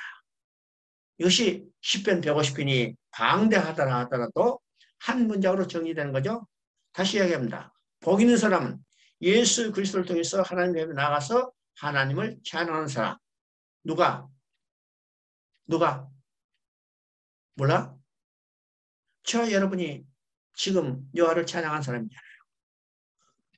왜요? 예수 그리스도를 믿는 사람이기 때문에요. 그래서 우리는 어떤 사람이에요? 복 있는 사람이라는 겁니다. 복 있는 사람이에요. 자, 쉬었다가 이제 잠언부터 보겠습니다. 10분에 시작하겠습니다. 새 책을 보도록 하겠습니다. 잠언 전도서 아가는 이제 솔로몬이 썼습니다. 솔로몬이 잠언 전도서 아가 쓰는데 이게 일반적으로 이렇게 해야겠죠. 아가서는 솔로몬이 젊은 청춘 때 썼고 잠언은 이제 중년 때, 그 다음에 전도서는 노년 때, 인생의 하원기에 살아온 모든 경험을 다 종합해서 전도서를 썼다. 이렇게 이야기를 합니다. 물론요, 이 솔로몬이 내가 잠언 쓰겠다, 전도서 쓰겠다, 아가서 쓰겠다 이렇게 책은 쓰지 않았어요. 성경을 보면 솔로몬은 잠언 3000수, 시가서 1005수를 썼다고 씁니다. 상당히 많죠? 많은 양입니다. 그것을 후대 사람들이 잠언 전도서 아가서라는 이 책으로 편집한 것이 오늘날 우리가 있는데 보고 있는 잠언 전도서 아가서입니다. 이제 편집한 사람들이 썼던 잠언, 솔로몬이 썼던 잠언과 시가서를 이런 시대적인 비슷하게 분류해서 편집을 해놨어요. 그래서 이제 우리가 아가서는 젊은 청년 때, 청춘 때, 그 다음에 잠언은 이제 중년기에, 그 다음에 전도서는 노년기에 썼다고 이야기합니다. 그래서 이제 잠언은 중년에 썼기 때문에 인생의 가장 중요한 활발하게 활동한 시대를 볼 수 있죠. 그래서 잠언은 우리가 일반적으로 어떤 생각을 가지고 있느냐, 우리 인생에 유익한 어떤 교훈들을 모아놓은 책이다 이렇게 생각해요. 물론요, 잠언은 우리 인생에 유익한 교훈들이 많이 있기는 있어요. 그러나 우리가 잠언을 읽을 때도 중요한 전제가 있다고 했어요. 잠언을 읽을 때도 중요한 전제가 뭘까요? 성경은 예수 그리스도를 증언한다는 겁니다. 이 전제가 항상 어떤 성경을 읽든지 우리는 이 전제가 앞서야 해요. 이 전제가 틀어지면 우리가 성경을 올바른 방향으로 해석하지 못하는 거죠. 성경을 올바른 관점에서 보지 못한다면 궁극적으로 우리 신앙이 올바른 방향으로 가지 못하는 거예요. 신앙의 노선이 잘못된 방향으로 가게 되는 겁니다. 그래서 우리가 성경을 올바른 관점에서 본다는 것이 우리 신앙에 얼마나 중요하다는 것을 깨달아야 해요. 그래서 성경은 누구를 증거해요? 예수 그리스도를 증거해요. 왜요? 성경은 주제를 한마디로 말하면 하나님께서 하나님을 떠난 인간을 예수 그리스도를 통해서 돌아오게 하는 하나님의 구원 계획을 역사적인 사건을 통해서 기록해서 오늘 우리에게 보여준 겁니다. 그래서 창세부터 계시록까지 한 가지 주제, 하나님을 떠난 인간들을 예수 그리스도를 통해서 돌아오게 하는 하나님의 구원 계획. 그래서 성경 전체가 누구를 증거해요? 예수 그리스도를 증언하는 사실이죠. 그러면 잠언도 성경이기 때문에 잠언도 누구를 증언해요? 바로 예수 그리스도를 증언하는 겁니다. 그래서 우리가 잠언을 볼 때 그 속에서 뭘 만나는, 누구를 만나야 하는가? 예수 그리스도를 만나야 해요. 예수 그리스도를 찾아야 해요. 그래야만 우리가 하나님 앞에 돌아갈 수 있죠? 그렇습니다. 그래서 잠언도 우리가 가장 중요한 전제가 잠언도 예수 그리스도를 증언한다는 사실을 우리가 알아야 합니다. 자, 잠언은 우리가 이제 31장으로 되어 있는데 잠언은 기록한 목적이 뭘까요? 잠언을 기록한 목적은 1장 2절에 나왔습니다. 지혜와 훈계를 알게 한다는 거죠. 훈계, 지혜와 훈계를 알게 한다는 겁니다. 그래서 잠언을요, 지혜 부분과 훈계 부분으로 나누는데 그러면 지혜는 어떤 것인가? 원칙적인 문제, 원론적인 것을 이야기하고 훈계는 이 지혜에 따른 상세한 내용을 설명하는 것이다. 이렇게 이야기해요. 그러면 1장부터 9장까지는 지혜의 부분, 곧 원론에 해당되는 거죠. 그 다음에 10장부터 31장까지는 훈계에 해당되는 것, 지혜에 따른 세부적인 사항, 곧 상론을 이야기하는 것으로 구분할 수가 있습니다. 그러면 1장부터 9장까지에 나타나는 중요한 세 가지 명사가 있습니다. 중요한 세 가지 명사는 어떤 것일까요? 지금 여러분 보는 PPT가 그림이 조금 이상한데 여기서 제일 많이 등장하는 단어는 지혜라는 말입니다. 지혜라는 말. 두 번째 많이 등장하는 단어가 어떤 단어냐면 아들이라는 단어입니다. 아들이라는 단어. 세 번째 많이 등장하는 단어가 음녀 또는 미련한 여자라는 겁니다. 그러면 이 구도가 어떤 걸까요? 가운데 아들을 두고 한쪽에는 지혜가 있고 한쪽에는 음녀가 있습니다. 음녀가 있죠? 또 1장부터 9장 사이에 등장하는 동사가 있는데 그 등장하는 동사는 어떤 동사일까요? 바로 초청한다, 부른다는 말입니다. 여러분 1장 20절 한번 읽어보면 지혜가 길거리에서 부르며 그렇죠? 광장에서 소리 높이며 부르고 있는 겁니다. 부르고 있어요. 불러. 왜 불러요? 놀러 오라는 거죠. 나한테 오라는 거예요. 놀러 오라. 계속해서 부르는 겁니다.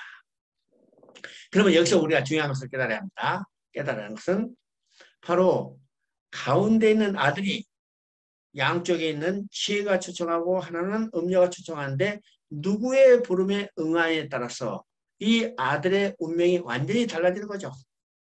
완전히 달라지는 겁니다. 그러면 이 가운데 있는 아들이 지혜의 초청에 응하면 생명이에요. 또 반대로 음료의 초청에 응하면 어떤 것이요? 사망입니다. 그러면 이 지혜라는 것이 어떤 것입니까? 인생에 유익을 주는 어떤 교훈이 아니라는 사실이에요. 죽느냐 사느냐, 생명이냐 사망이냐, 인생의 결정적인 문제를 해결하느냐, 해결받느냐 못하냐, 이게 갈라지는 거죠. 갈라지는 겁니다. 그래서 지혜의 초청에 응하면 생명이요, 음료의 초청에 응하면 사망이라는 사실이에요. 사망이요. 그래서 1장 20절부터 23절 한번 읽어봅니다. 지혜가 길거리에서 부르며 광장에서 소리 높여 헌하는 그 길머리에서 소리 지르며 성중에서 그 소리를 바라며 이르되 너희 어리석은 자들은 어리석음을 좋아하며 거만한 자들은 거만을 기뻐하며 미련한 자들은 지식을 미워하나니 어느 때까지 하겠느냐. 나의 책망을 듣고 돌이키라. 보라 내가 나의 영을 너에게 보죠. 그의 말을 너에게 보리라. 9장 3절부터 5절까지 보면 그중에 지혜가 성중에서 높은 곳에 불러 너는 와서 내 식물을 먹으며 생명을 얻으라. 지금 지혜가 계속해서 초청하고 있죠. 초청하고 있습니다. 부르고 있어요. 그러면 지혜가 전하는 말은 어떤 말일까요? 책망을 듣고 돌이키라. 곧 회개하는 것입니다. 두 번째는 나의 영을 너에게 주겠다는 겁니다. 이 나의 영을 너에게 주겠다는 것은 성령을 보여주겠다는 겁니다. 또 세 번째는 나의 말을 너에게 보이리라. 전해줄 말씀이 있다는 것이죠. 그래서 지혜는 성문역에서 소리를 바란다는 이 복음 전도자의 소리입니다. 그렇죠? 그래서 복음 전도자의 소리를 들으면, 믿으면 어떻게 돼요? 생명을 얻게 되는 겁니다. 이것이 잠언 전반부에 나오는 지혜를 말하는 거죠. 그러면 지금 잠언에서 말하는 이 지혜는 정확히 무엇을 가리키는가를 우리가 생각해 봐야 합니다. 잠언요 8장 1절 한번 읽어봅니다.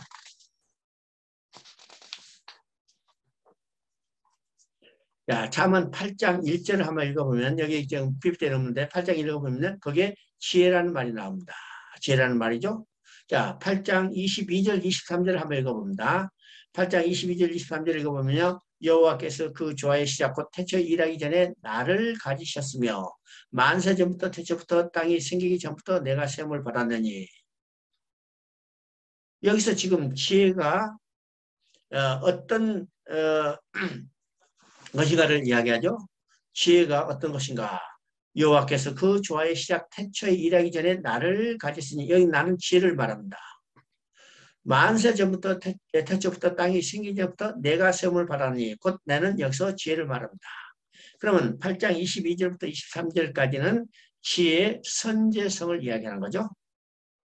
태초에 세움을 받았다. 태초부터 나를 가졌다. 이 지혜의 선제성을 이야기합니다. 또 8장 30절을 읽어보면 내가 그 곁에 있어서 창조자가 되어 날마다 그의 기뻐하신 바가 되었으며 항상 그 앞에서 즐거워하느니라. 여기서 8장 30절에는 지혜가 창조자임을 말하고 있습니다. 그러면 지혜가 어떤 것이요? 선제였어요. 그 다음에 지혜는 창조자가 되심을 이야기하죠. 그러면 여기서 말하는 지혜의 선제성과 지혜의 창조자임을 통해서 지혜가 누구인가를 우리가 깨닫게 되는 겁니다. 자, 이것을 알기 위해서 우리가 요한복음 1장 1절부터 3절까지를 읽어봅니다. 요한복음 1장 1절부터 3절까지 보면 태초에 말씀이 계시니라. 여기 말씀은 지혜입니다. 로고스 지혜죠. 태초에 말씀이 계시니라. 말씀이 하나님과 함께 계시고 그 말씀은 곧 하나님이시라. 3절에 보니까 세상이 그런 말씀에 마무리 그런 말씀에 지은 바 되었다고 했어요. 그러니까 1장 1절부터 3절까지에 보면 지혜의 선제성과 지혜의 창조자임을 요한복음에서 정확히 이야기하고 있죠. 그런데 요한복음 1장 14절 보니까 말씀이 육신이 되어 우리 가운데 거하시니 말씀은 1장에서 보면 1절에서 보면 하나님이시오. 그죠? 하나님이시고 그 지혜였어요. 지혜가 말씀이 육신이 되어 이 땅에 오시다. 그러면 그분은 누구예요? 육신을 입고 오신 분, 그분은 바로 예수 그리스도입니다. 그러면 요한복음 1장에서도 지금 예수님이 누군가를 이야기하죠? 예수님은 말씀이고 지혜고 육신을 입고 하나님이라는 사실입니다. 하나님이죠? 그러면 잠언에서 지혜는 누굴까요? 우리가 요한복음 1장을 통해서 지금 이 지혜의 말씀은 곧 예수 그리스도인 것을 우리가 봤을 때 잠언에서 말한 지혜도 바로 예수 그리스도입니다. 자, 지혜의 초청에 응하면 생명이에요. 예수 그리스도의 초청에 응하면 생명입니다. 나를 믿는 자는 멸망치 않고 영생을 얻으리라. 나를 믿는 자는 사망에서 생명을 옮겨자느니라고 말하죠. 그래서 잠언에서 말하는 지혜도 곧 누구를 증언하고 있어요? 예수 그리스도를 증언하고 있습니다. 그렇죠? 그래서 잠언 가운데도 생명의 길과 사망의 길이 나옵니다. 이미 우리가 시편을 통해서 봤죠? 시편도 각각 자기 가는 길이 있다고 했습니다. 생명의 길, 사망의 길, 의인의 길과 악인의 길이 있는 것을 보게 됩니다. 이것이 이제 잠언 2장 18절부터 19절까지 또 잠언 4장에서 두 진영이 분리돼서 각각 자기의 길을 가고 있는 것을 우리가 보게 됩니다. 보이죠? 잠언 31장을 한번 읽어봅니다. 잠언 31장 10절을 한번 읽어봐요. 여기 이제 PPT는 없어요. 잠언 31장 10절.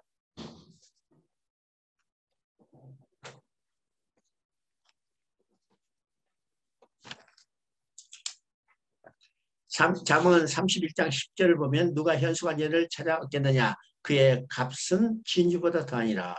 자, 여기서 이제 현수한 여인이 나오죠. 현수한 여인이 나오는데, 야, 우리가 이제 일반적으로 이 잠언 31장 10절부터를 현수한 여인이라고 하기 때문에 우리가 윤리적으로 많이 이걸 해석합니다. 야, 얘들은 제 남편을 잘 섬기고 현명한 여인이 돼야 야, 집도 편안해지고 잘 살게 된다. 이렇게 해서 현명한 여인이 아내가 되기를 요구하는 거죠. 요구하는 겁니다. 근데 성경은 분명히 말합니다. 성경은 도덕 윤리책이 아니라고 했어요. 명심보감이 아닙니다. 사서오경이 아니에요. 성경은 어떤 책이요? 하나님이 구원 계획을 이루신 일입니다. 그러면 성경은 누구를 증거한다고 했어요? 예수 그리스도를 증거하는 겁니다. 예수 그리스도를 증거하는 거죠? 그러면 잠언에서 말하는 이 현수간 여인은 누굴까요? 현수간 여인은 바로 예수 그리스도를 믿는 자고 예수 그리스도를 믿는 성도들을 이야기합니다. 여러분요, 성경은요, 하나님과 인간의 관계, 예수 그리스도의 성도의 관계를 어떤 관계로 이야기했어요? 남편과 아내의 관계로 이야기했죠. 우리가 신약 성경을 보면요, 예수님을 우리의 신랑이라고 이야기하고 우리는 그의 신부라고 이야기합니다. 이것이 계시록 19장에서 어린 양의 혼인잔치를 통해서 분명히 이야기하죠. 그게 신랑은 어린 양 되신 예수 그리스도고 신부되는 우리들 이야기해요. 구원받은 우리들 이야기합니다.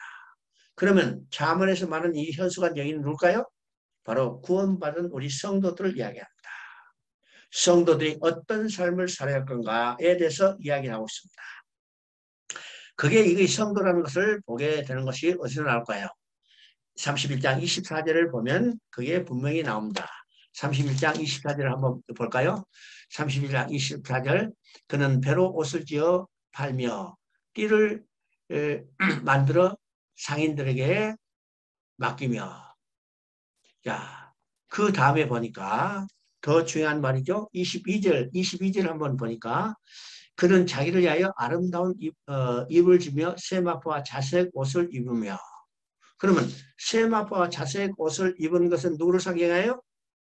세마포와 자색 옷을 입은 것은 구원받은 성도들을 상징하는 겁니다. 구원받은 성도들은 어떤 옷을 입었어요?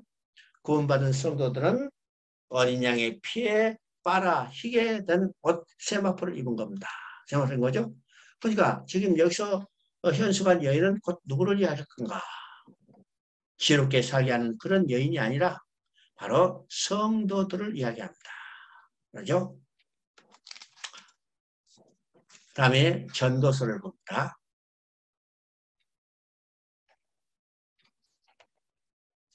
이제 전도서는요. 전도서 1장 1절 한번 읽어봅니다.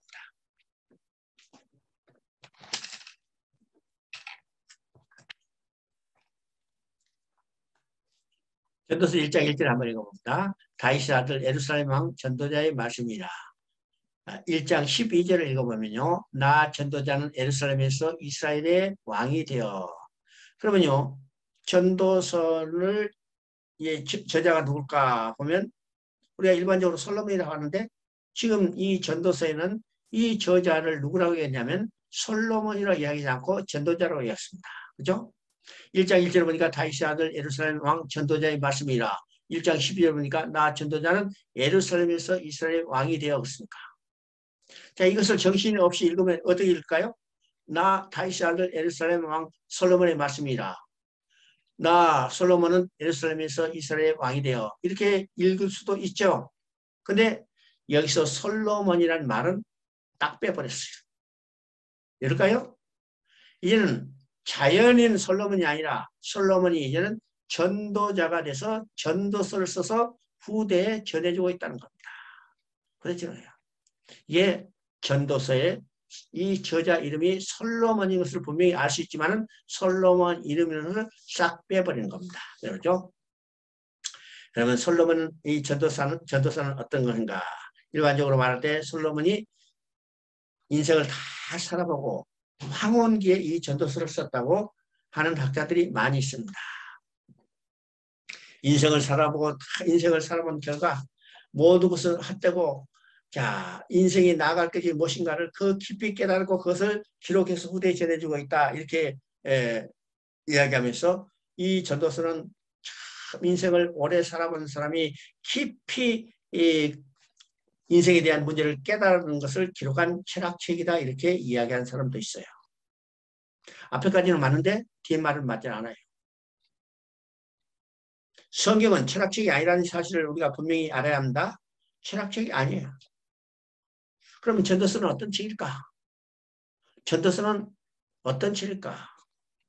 인생을 다 살아보고 인생이 추구하는 것은 다 유익한 것이었고 헛것이고 인간이 추구할 본분이 무엇인가를 깨우쳐주는 책이 전도서라는 사실입니다. 전도하죠? 그래서 전도서에서 중심 단어는 어떤 것이니까 헛되라는 말입니다. 헛되라는 말. 여러분요 1장 2절 3절 한번 읽어봅니다. 1장 2절 3절 전도자가 이르되 헛되니 모든 것이 헛되도다. 다 사람이 혈에서 수고하는 모든 수고가 자기에게 무엇이 유익한고. 자 1장 2절에 헛되다는 말이 몇 번 반복될까요?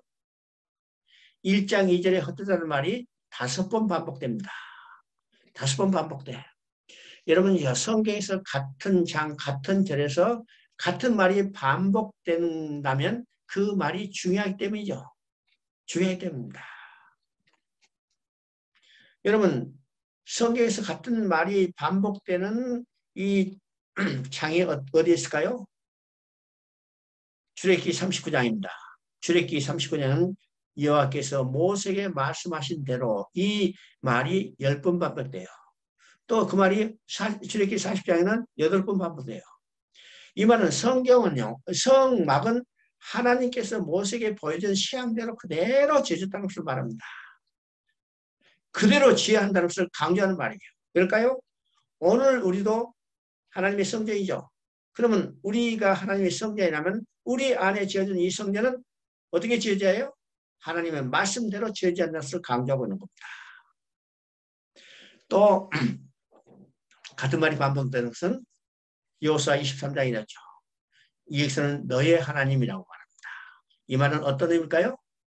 지금까지는 하나님이 여호수아의 하나님이시고 여호수아를 위하여 싸워주시던 하나님인데 이 여호수아가 죽어서 떠나자 하나님은 여호수아를 따라가신 하나님이 아니라 여호수아는 가지만 그 하나님은 남으셔서 그 백성의 하나님, 너의 하나님이라는 겁니다.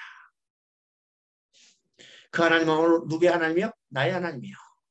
나의 하나님입니다. 나를 위하여 싸워주신 하나님. 또 한 절에서 반복되는 같은 말이 반복되는 것이 가장 많이 나온 것이 어디냐? 민수기 9장 23절입니다. 민수기 9장 23절은요. 하나님께서 이스라엘 백성의 행진을 출발하면서 마지막으로 훈계하는 말입니다. 훈계예요. 훈시하는 말이죠. 최고 지휘관이 지금 전장에 출정하는 병사들 앞서 놓고 훈시하는 거예요. 그 훈시 내용이 어떤 것인가? 여호와의 명령에 따라 여호와의 명령에 따라 여호와의 명령에 따라 이게 3번 반복되죠? 왜일까요? 군대는요. 지휘관의 명령에 따라야만 생명이 보장돼요. 그러면 이스라엘 백성은 하나님의 군대고 그의 최고 사령관은 누구냐? 하나님 자신이요. 그래서 최고 사령관 대신은 하나님께서 그의 군대된 이스라엘 백성들을 향하여 내 명령에 따르라고 지금 강조한 것이 민수기 9장 23절에 나오는 거죠. 그런데 거기는 여호와의 명령에 따르라는 말이 3번 반복되지만 여기서 지금 전도서 1장 2절에 헛되다는 말은 몇 번 반복돼요? 5번이나 반복되잖아요. 이게 중요하기 때문에 5번이나 반복됩니다. 그러면 전도서는 여기서 지금 1장 2절에서 5번 반복되지만은 전도서 전체는 37번이 헛되다는 말이 반복됩니다. 그러면 전도서에 헛되다는 말이 반복되기 때문에 허무주의를 노래한 책인가? 아니라는 거예요. 인생을 다 살아보고 인생이 추구하는 모든 것은 다 헛되고 무익하지만은 인간의 본분이 무엇인가를 깨우쳐주는 책이 바로 전도서라는 사실입니다. 전도서죠.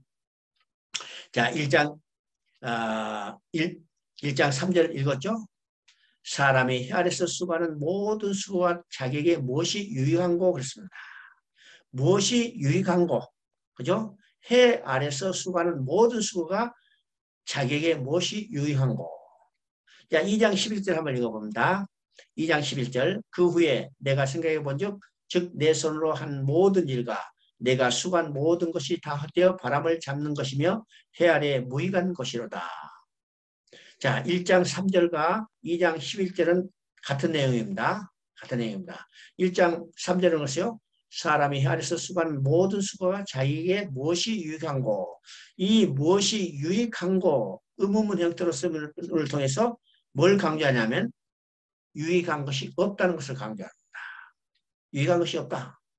반대로 2장 11절은 그냥 서술문을 썼죠. 해 아래 무익한 것이로다. 무익한 것이로다. 그러면 여기서 해 아래라는 말은 어떤 의미입니까? 해 아래라는 말은 인간이 육신을 가지고 사는 동안을 이야기합니다. 육신을 가지고 이 땅에 사는 동안에 이거 해 아래 사는 거죠? 죽으면 다 땅속에 들어가. 근데 육신을 가지고 사는 동안은 해 아래 사는 거예요. 그러면 육신을 가지고 이 세상에 사는 동안에는 다 무익하다. 그죠? 유익한 것이 없다 이 말입니다. 그러면 우리가 생각해 봅니다. 우리가 육신을 가지고 해 아래 사는 동안 유익한 것이 없어요? 유익한 것들이 얼마나 많이 있어요. 지금 요 인터넷 줌으로 강의한 것도 유익하죠. 이것이 없다면 다 모여가지고 정해진 시간에 정해진 장소로 와서 우리가 모여서 강의해요.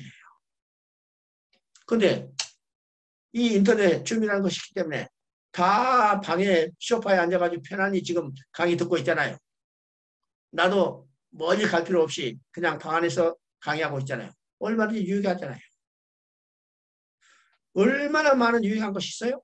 근데 지금 여기서 해 아래에 유익한 것이 없다. 다 무익하다는 거예요. 그러면 여기서 유익한 것이 없다. 무익하다는 의미는 뭘까요? 유익한 것이 많은데 왜 다 무익하고 유익한 것이 없다고 할까? 이것은 만족함이 없다는 말입니다. 만족함이 없다는 거예요. 그러면 여기서 만족함이 없다는 의미는 뭘까요? 인간이 추구하는 것이 어떤 것인가를 생각해 봐야 합니다. 인간이 추구하는 것. 인간이 추구하는 것은요, 세 가지 카테고리가 있어요. 범주가 있습니다. 그 범주는 첫째는 권세입니다. 권세. 지금 요새 대통령 선거 때문에 난리 나죠? 온 뉴스가 그냥 선거, 대통령 누가 될 건가, 누가 나올 건가, 이거 하나만 봐도 뭐예요? 모든 사람이 추구하는 것이 첫 번째가 권세라는 겁니다. 권세. 그래서 어떤 사람이든지 다른 사람보다 한 단계 높아지기를 원해요. 이것이 모든 사람이 추구하는 권세욕입니다. 유치원 반장만 해도 보기 힘들게 돼 있어요. 이게 인간이 권세를 추구하는 근본적인 마음의 속성이 있기 때문입니다. 왜 인간이 권세를 추구하게 될까요? 하나님은요, 인간을 자기 형상으로 지으셔서 우주 만물을 다스리는 권세를 위임했어요. 모든 권세를 다 가지고 있는 거죠. 근데 아담이 범죄하자 이 모든 권세는 뺏기고 일생 죽기를 무서움으로 매우 종로한 노예로 전락돼 버렸어요. 그래서 인간은요, 이 노예로부터 해방돼서 이 권세를 회복하기를 원하지만은 아무리도 높은 자리에 올라간다 하더라도 만족함이 없다는 겁니다. 여러분 도시사 하다가 뭐가 하고 싶어요? 대통령이 되니까 대통령 나오라고 그러잖아요. 대통령 되면 세계를 지배하는 지도자가 되고 싶어. 세계를 지배하는 지도자가 되면 어떻게 해요? 자기가 하나님같이 되려 하는 것이 인간의 이게 근본적으로 추구하는 겁니다. 아무도 만족감이 없죠? 없어요. 두 번째 인간이 추구하는 것은 어떤 것일까요? 부요. 부. 이건 설명할 필요도 없어. 오늘 여러분이 돈이 필요해요? 필요하지 않아요? 다 필요해요. 그래서 이 돈 때문에 새벽부터 밤늦게까지 우리가 피를 흘리면서까지 땀방울 흘리면서 이 일하는 거죠. 심지어 자기 생명도 그것 돈 때문에 묻혀버리는 것이요. 자, 이것이 우리가 이 땅에 육신을 가지고 사는 동안에 추구하는 것들입니다. 근데 우리가 아무리 돈을 많이 가지고 있다 하더라도 거기에 만족함이 없다는 겁니다. 만족함이 없다는 거예요.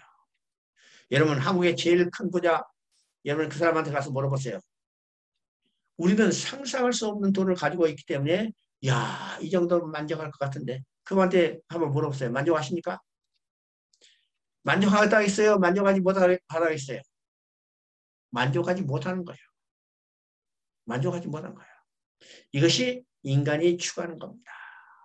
세 번째는 쾌락입니다. 쾌락이죠. 이 현대 문명을 한마디로 말하면 쾌락 추구 문화입니다. 쾌락 추구 문화예요. 여러분 BTS 난리죠? 한마디로 뭐예요? 쾌락입니다. 즐거움이요. 즐거움. 여러분 우리 눈에 보이고 손에 잡히고 귀로 들리고 모든 것들이 추구하는 건 뭐냐면 쾌락입니다. 우리 예수 믿는 사람이고 예수 믿지 않는 사람이고 동일하게 쾌락을 추구하는 거예요. 왜 그럴까요? 인간은 하나님과 함께 살면서 하나님이 창조의 목적이 함께 살면서 기뻐하며 즐거워하며 그의 영광을 드러내는 것입니다. 그런데 인간이 범죄하고 하나님에 쫓겨나자 그 순간에 인간에게 뭐가 왔어요? 슬픔과 두려움이 왔습니다. 그러면 이 슬픔과 두려움을 벗어나기 위해서 추구하는 것이 뭐냐? 쾌락이에요. 그러나 아무리 쾌락을 추구한다 하더라도 만족할 수 없다는 겁니다. 인간이 쾌락을 추구해 가면 추구해 갈수록 인간은 어떻게 피폐해지는 겁니다. 이것을 쉽게 말하면 중독현상이라고 하죠. 중독현상. 여러분 중독현상이 걸리면 어떻게 해요? 인간은 완전히 인간성은 피폐해지는 겁니다. 인간의 능력으로서는 모든 것이 다 상실되어버린 상태가 이 중독의 현상입니다. 그죠? 그러니까 아무리 인간이 쾌락을 추구한다 하더라도 거기에 만족할 수 없다는 거예요. 그러면 인간이 추구하는 것은 권세와 부와 쾌락을 추구해보지만 만족할 수 없다는 거죠. 이것이 헤아려 유의감이 없다는 겁니다. 솔로몬이 이 이야기를 썼어요. 인간이 헤아려 추구하는 것은 만족감이 없다. 왜 솔로몬이 이것을 쓸 수 있었을까요? 솔로몬이 인간이 추구하는 이 모든 세 가지 이 모든 카테고리를 다 누려봤던 사람입니다. 솔로몬은 어떤 사람이요? 다윗의 아들 예루살렘의 왕입니다. 권세로는 최고의 권세를 가지고 있죠. 또 부는 소와 양과 은금과 왕들이 가진 보배를 다 누리며 살았던 사람이에요. 세 번째 쾌락은 채첩과 술로 즐기며 눈과 마음에 원하는 것을 금하는 것이 없을 정도로 쾌락을 누리며 살았던 겁니다. 솔로몬은 인간이 추구하는 이 모든 것들을 다 누리고 살았지만은 궁극적으로는 만족감이 없다는 거예요. 만족감이 없다. 그래서 전도서를 보면 솔로몬의 깨달음이 4단계로 나타나는 것을 보게 됩니다. 4단계로 첫째 깨달음은 3장 14절에 나타납니다. 두 번째 깨달음은 5장 7절에 나타나요. 또 세 번째 깨달음은 8장 12절에 나타납니다. 그리고 마지막 깨달음은 12장 13절에 나타나는데 여기서 공통적인 것은 뭐냐면 하나님을 경외하는 겁니다. 하나님을 경외하는 거. 그러면 하나님을 경외하는 것은 지금 전도서만 나온 게 아니라 어디서부터 나와요? 욥기에도 하나님을 경외하는 말이 나오고 시편에도 하나님을 경외하는 말이 나오고 그 다음에 잠언에도 하나님을 경외하는 말이 나옵니다. 그래서 전도서도 지금 깨달음을 단계마다 하나님을 경외하는 말이 나오죠. 그런데 12장 마지막 깨달음은 여기서 하나님을 경외한 것에 사람의 본분이 무엇인 것을 지금 알게 하는 겁니다. 12장 13절을 읽어보면 이래 결국은 다 들었으니 하나님을 경외하고 그의 명령을 지킬지다. 이것이 모든 사람의 본분이니라. 여기서 중요한 말이 있죠. 하나님을 경외하고 그의 명령을 지키다. 이것이 모든 사람의 본분이라. 그러면 전도서는 인생을 다 살아보고 인생이 추구하는 것이 만족함이 없다는 것을 깨달고 사람의 본분이 무엇인가를 가르치기 위한 책이라는 사실을 우리가 보게 됩니다. 그래서 하나님을 경외하고 그의 명령을 지키다. 이것이 모든 사람의 본분이라고 합니다. 그러면 여기서 중요한 것이죠. 하나님을 경외하고 그의 명령을 지킬지다. 이것이 모든 사람의 본분이라고 했습니다. 그러면 하나님을 경외하는 것이 사람의 본분이라고 했어요. 그러면 하나님을 경외하는 것과 사람의 본분이 어떤 관계를 가지고 있는가를 생각해 봐야죠. 먼저 여기서 사람의 본분이라 할 때 이 본분이 어떤 개념인가를 생각해 봅니다. 이 본분이 어떤 개념인가. 자, 우리가 본분에 대해서 이야기할 때요. 어떤 사람이 설교할 때 이 사람의 본분을 이야기다 이야기하면서 야, 거짓말 안 하고 도둑질 안 하고 살인 안 하고 나는 다른 사람 도와주고 이것이 인간의 본분이다 이렇게 이야기해요. 만약 그것이 사람의 본분이라면 이건 도덕적 윤리적이에요. 성경은 도덕책이 아니고 윤리책이 아니라고 씁니다. 법률집이 아니라고 써요. 우리는 분명히 이걸 알아야 합니다. 성경은 하나님께서 하나님 떠난 인간을 돌아오게 하는 하나님의 구원 계획을 기록한 책이라고 했습니다. 그러면 여기서 말하는 사람의 본분이라고 할 때 이 의미는 뭘까요? 본분이라는 것은요. 피조물이 그 지어진 목적대로 사용되는 것이 본분입니다. 다시 이야기합니다. 피조물이 그 지어진 목적대로 사용되는 것이 본분입니다. 본분이죠. 여러분요. 부엌칼은 요리하는 데 써야 합니다. 그게 본분이죠. 이게 부엌칼이 지어진 목적이에요. 근데 이 부엌칼을 가지고 다른 사람 찌르다 하면 이게 본분이에요? 아니잖아요. 다시 이야기합니다. 본분이라는 것은 피조물이 그 지어진 목적대로 사용되는 것이 본분이라는 겁니다. 그러면 사람의 본분이라는 것은 이를 다른 말로 말하면 어떤가요?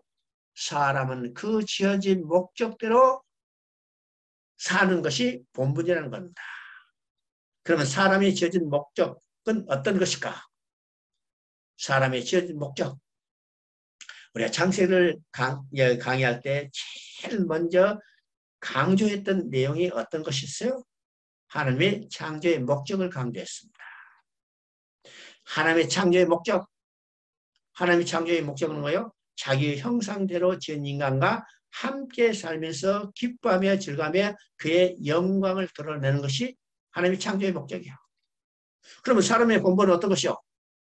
하나님과 함께 살면서 기뻐하며 즐거워하며 그의 영광을 드러내는 것이 하나님의 인간을 창조한 목적이고 이것이 인간의 본분이라는 사실을 우리가 깨달아야죠.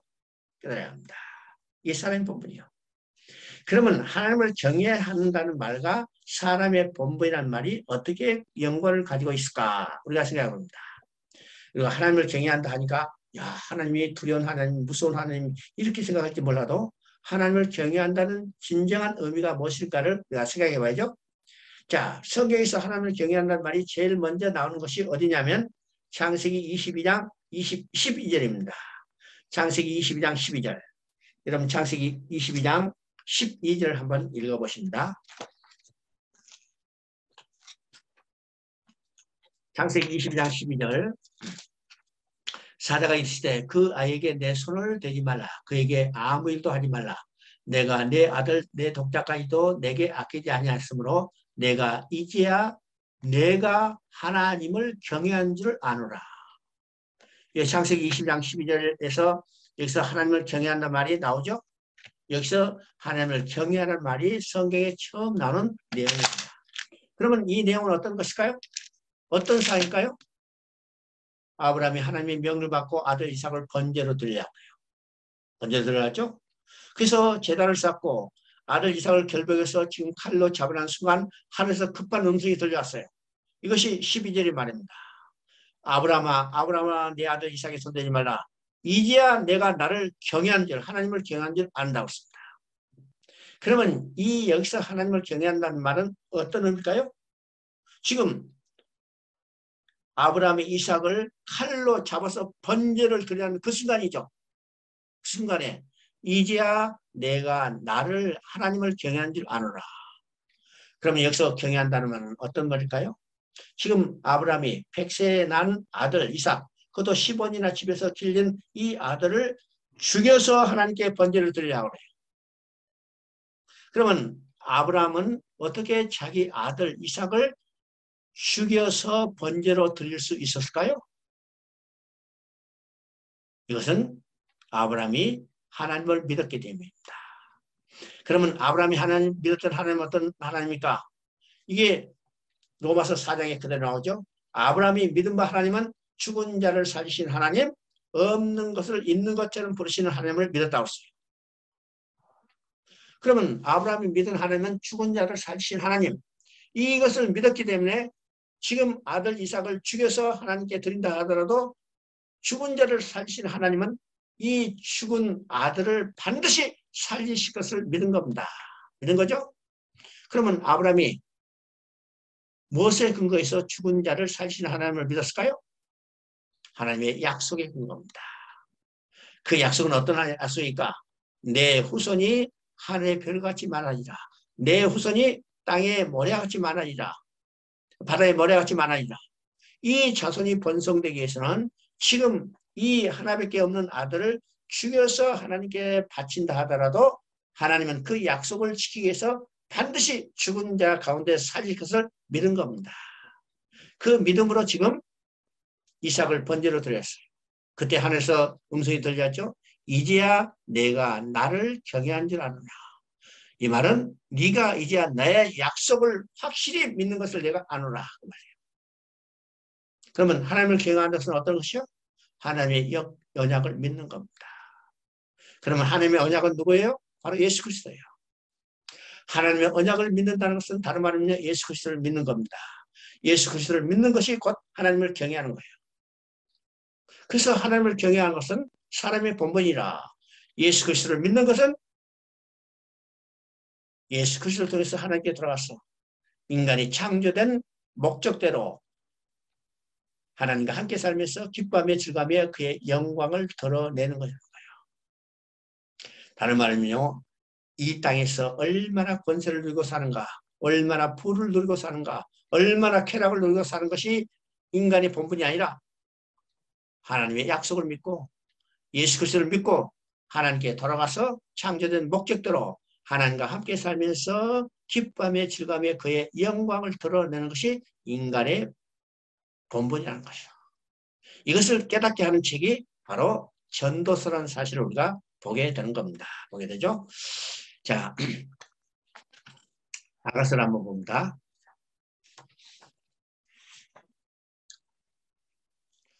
아가서는 이제 솔로몬이 쓴 책 중에 이제 비교적 젊은 시대, 청춘 남녀, 팔팔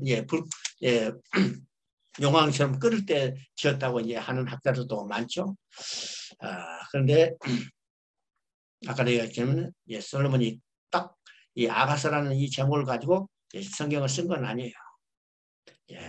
잠언 3천, 시가수 1,005수를 썼는데 후대 사람들이 이게 잠언, 전도서, 아가서로 분리해서 편집했을 겁니다.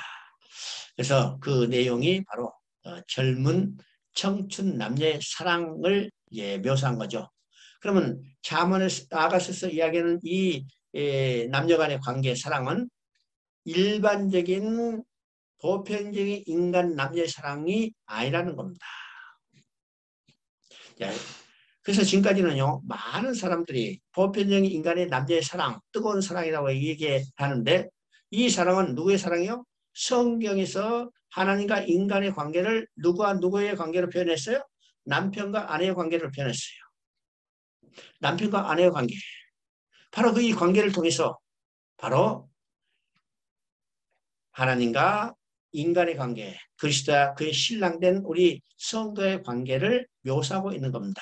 묘사하고 있죠? 그래서 아가서는요, 두 남녀가 만나서 눈이 맞아서 사랑하게 되고 이 사랑이 점점 성숙하게 되는 단계를 기록하고 있습니다.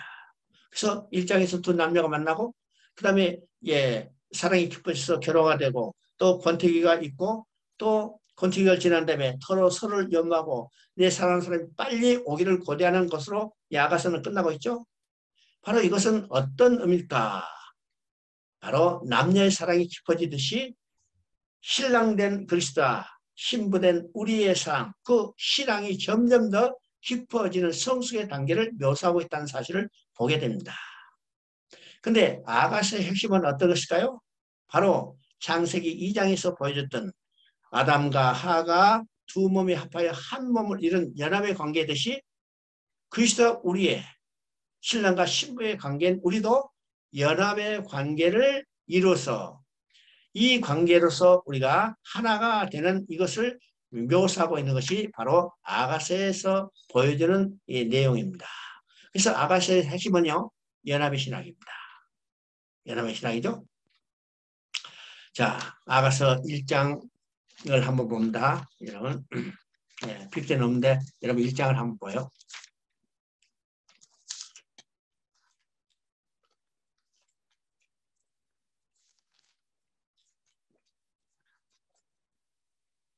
자, 1장 2절을 한번 봅니다. 내게 입맞추기를 원하니 내 사랑이 포도보다 나의 벼르구나. 여기서 지금 입맞추기를 원했죠? 자, 1장 4절을 보니까 왕이 나를 그의 방으로 이끌어 들이시며 너는 나를 인도하라. 우리가 너를 따라 달려가리라. 우리가 너로 말미암아 기뻐하며 즐거하니 내 사랑이 포도보다 더 진함이라. 처녀들이 너를 사랑함이 마땅하니라. 자, 이 두 절을 통해서요. 이 연합의 관계가 얼마나 확실하고 끈끈하고 완전한가를 보여주는 것이 바로 나타나고 있습니다. 여러분 보세요. 내게 입맞추기를 원하니. 내게 입맞추기를 원하니. 그러면요. 이 입맞춤은요. 입맞춤은 두 사람만 할 수 있어요. 그죠? 여러분 입맞춤은 세 사람 할 수 있어요? 없어요? 네? 입맞춤은 세 사람 할 수 있어요? 없잖아요. 입맞춤은 딱 두 사람만 할 수 있어요. 두 사람만 할 수 있어요. 자, 이것을 통해서 신랑과 신부가 입맞추는 이 하나 되는 일치를 이야기하는 거죠. 또 4절에 보니까 왕이 나를 그의 방으로 이끌어 드시며 이제 나의 방이라니까 이게 우리가 딱 가슴에 닿지 않은데 옛날 성경은요. 개역 한글판에는 침궁으로 되어 있습니다. 침궁. 그러면 왕의 침실로 나를 끌어들인 겁니다. 여러분요. 왕이 침실로 끌어들이는 것은 아무나 왕의 침실에 들어갈 수 없어요. 심지어 왕비도요. 왕이 초청하지 않으면 왕의 침실로 들어갈 수 없는 겁니다. 중요한 거죠. 근데 왕이 누구를 그의 방 친구로 이끌어들여요?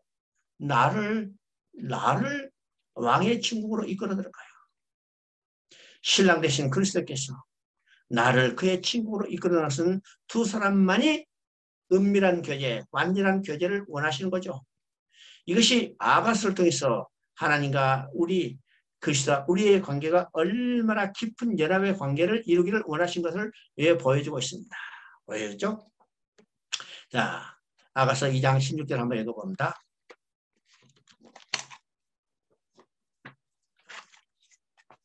아가서 2장 16절 나의 사랑하는 자는 내게 수고했고 나는 그에게 수고했구나. 그가 백합화 가운데서 양떼를 먹는구나. 자, 7장 10절을 한번 읽어봅니다. 나는 나의 사랑하는 자에게 수고했도다. 그가 나를 사모하는구나. 자, 이 두 절을 읽었는데 이 두 절을 정신없이 읽으면 같죠? 같은데 정신을 차리고 읽으면 달라요.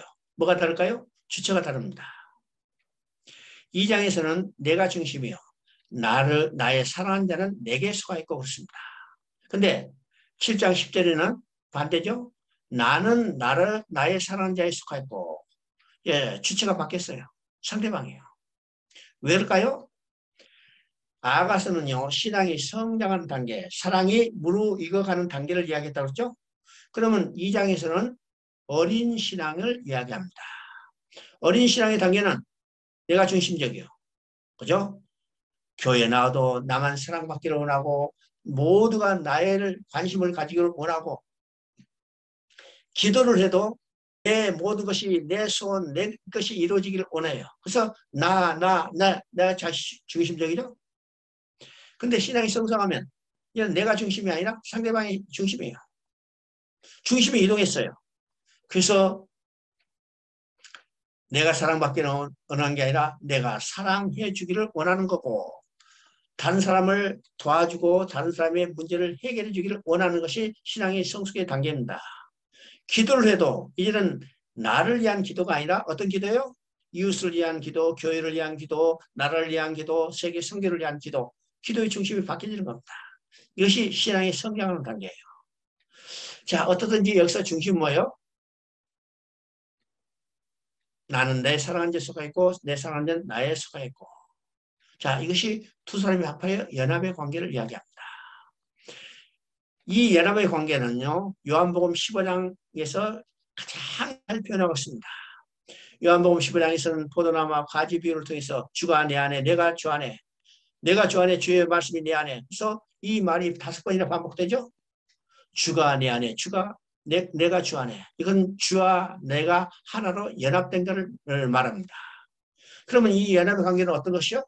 연합됐기 때문에 두 사람을 나눌 수 없고, 또 연합됐기 때문에 머리에 된 일이 몸에 되어진 일이라는 사실을 우리가 보게 됩니다. 그러면 우리는 그리스도와 연합했기 때문에 그리스도에게 이런 일이 곧 내게 이루어진 일이에요. 그래서 그리스도가 십자가에 못 박혀 죽었을 때 연합된 나도 함께 십자가에 못 박혔고, 그리스도가 장사했을 때 연합된 나도 함께 장사했고, 그리스도가 부활했을 때 연합된 나도 함께 부활했고, 그리스도가 하늘에 올라서 하나님 우편에 앉아 계실 때 연합된 나도 하나님 우편에 앉아 있다는 사실입니다. 오늘 우리의 실체는 어디 있어요? 육신의 몸은 이 땅에 살고 있지만 우리의 실체는 그리스도가 연합됐기 때문에 하나님 우편에 그리스도와 함께 있다는 사실이죠. 우리는 우리의 실체, 하늘에 있는 내 모습을 바라보고 전진해 나가는 것이 우리의 신앙이라는 사실을 우리가 깨달아야 합니다. 깨달았죠? 그래서 이 땅에 우리 장막집이 무너지면 우리는 어디로 가요? 우리가 실체에 있는 하나님 보좌, 그곳으로 우리가 간다는 사실을 우리가 확신하게 되는 거죠. 확신하게 됩니다. 자, 8장 6절 한번 읽어봅니다. 8장 6절. 8장 6절 7절을 읽어보면요. 너는 나를 도장같이 마음에 품고 도장같이 팔에 두라. 사랑은 죽음같이 강하고 질투는 수월같이 잔하며 불길같이 일어나니 그 기세가 여호와의 불 같으니라. 자, 여기서 너는 나를 도장같이 마음에 품고 도장같이 팔에 두라. 사랑은 죽음같이 강하고. 그래서 이 말은요. 일반적으로 어떻게 되는가?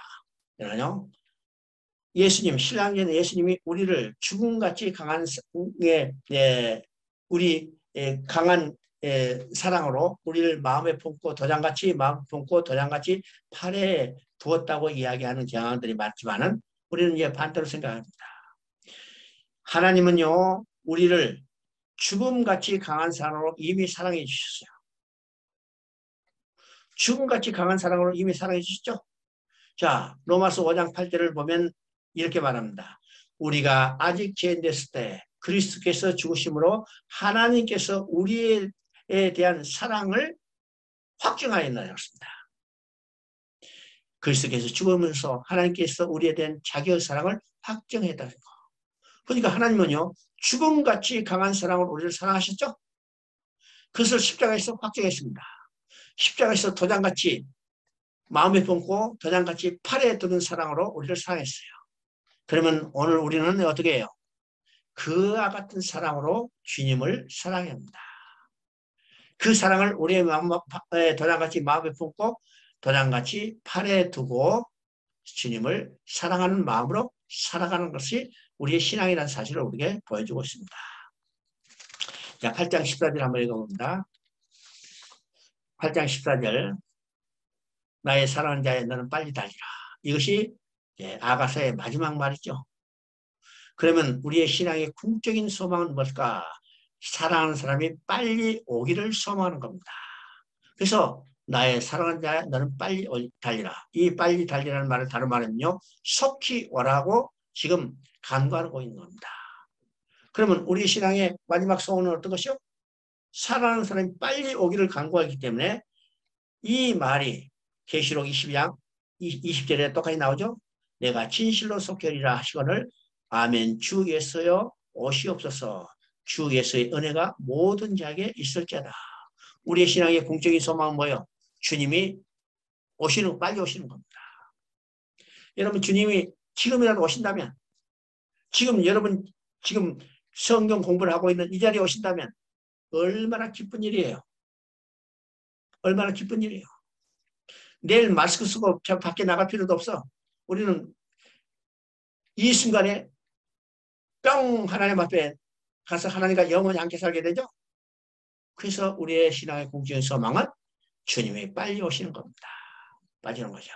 그래서 아가서도 그 마지막 말은 내 사랑하는 자여 너는 빨리 달리라. 주님이 빨리 오시기를 고대하는 말로 끝나고 있답니다.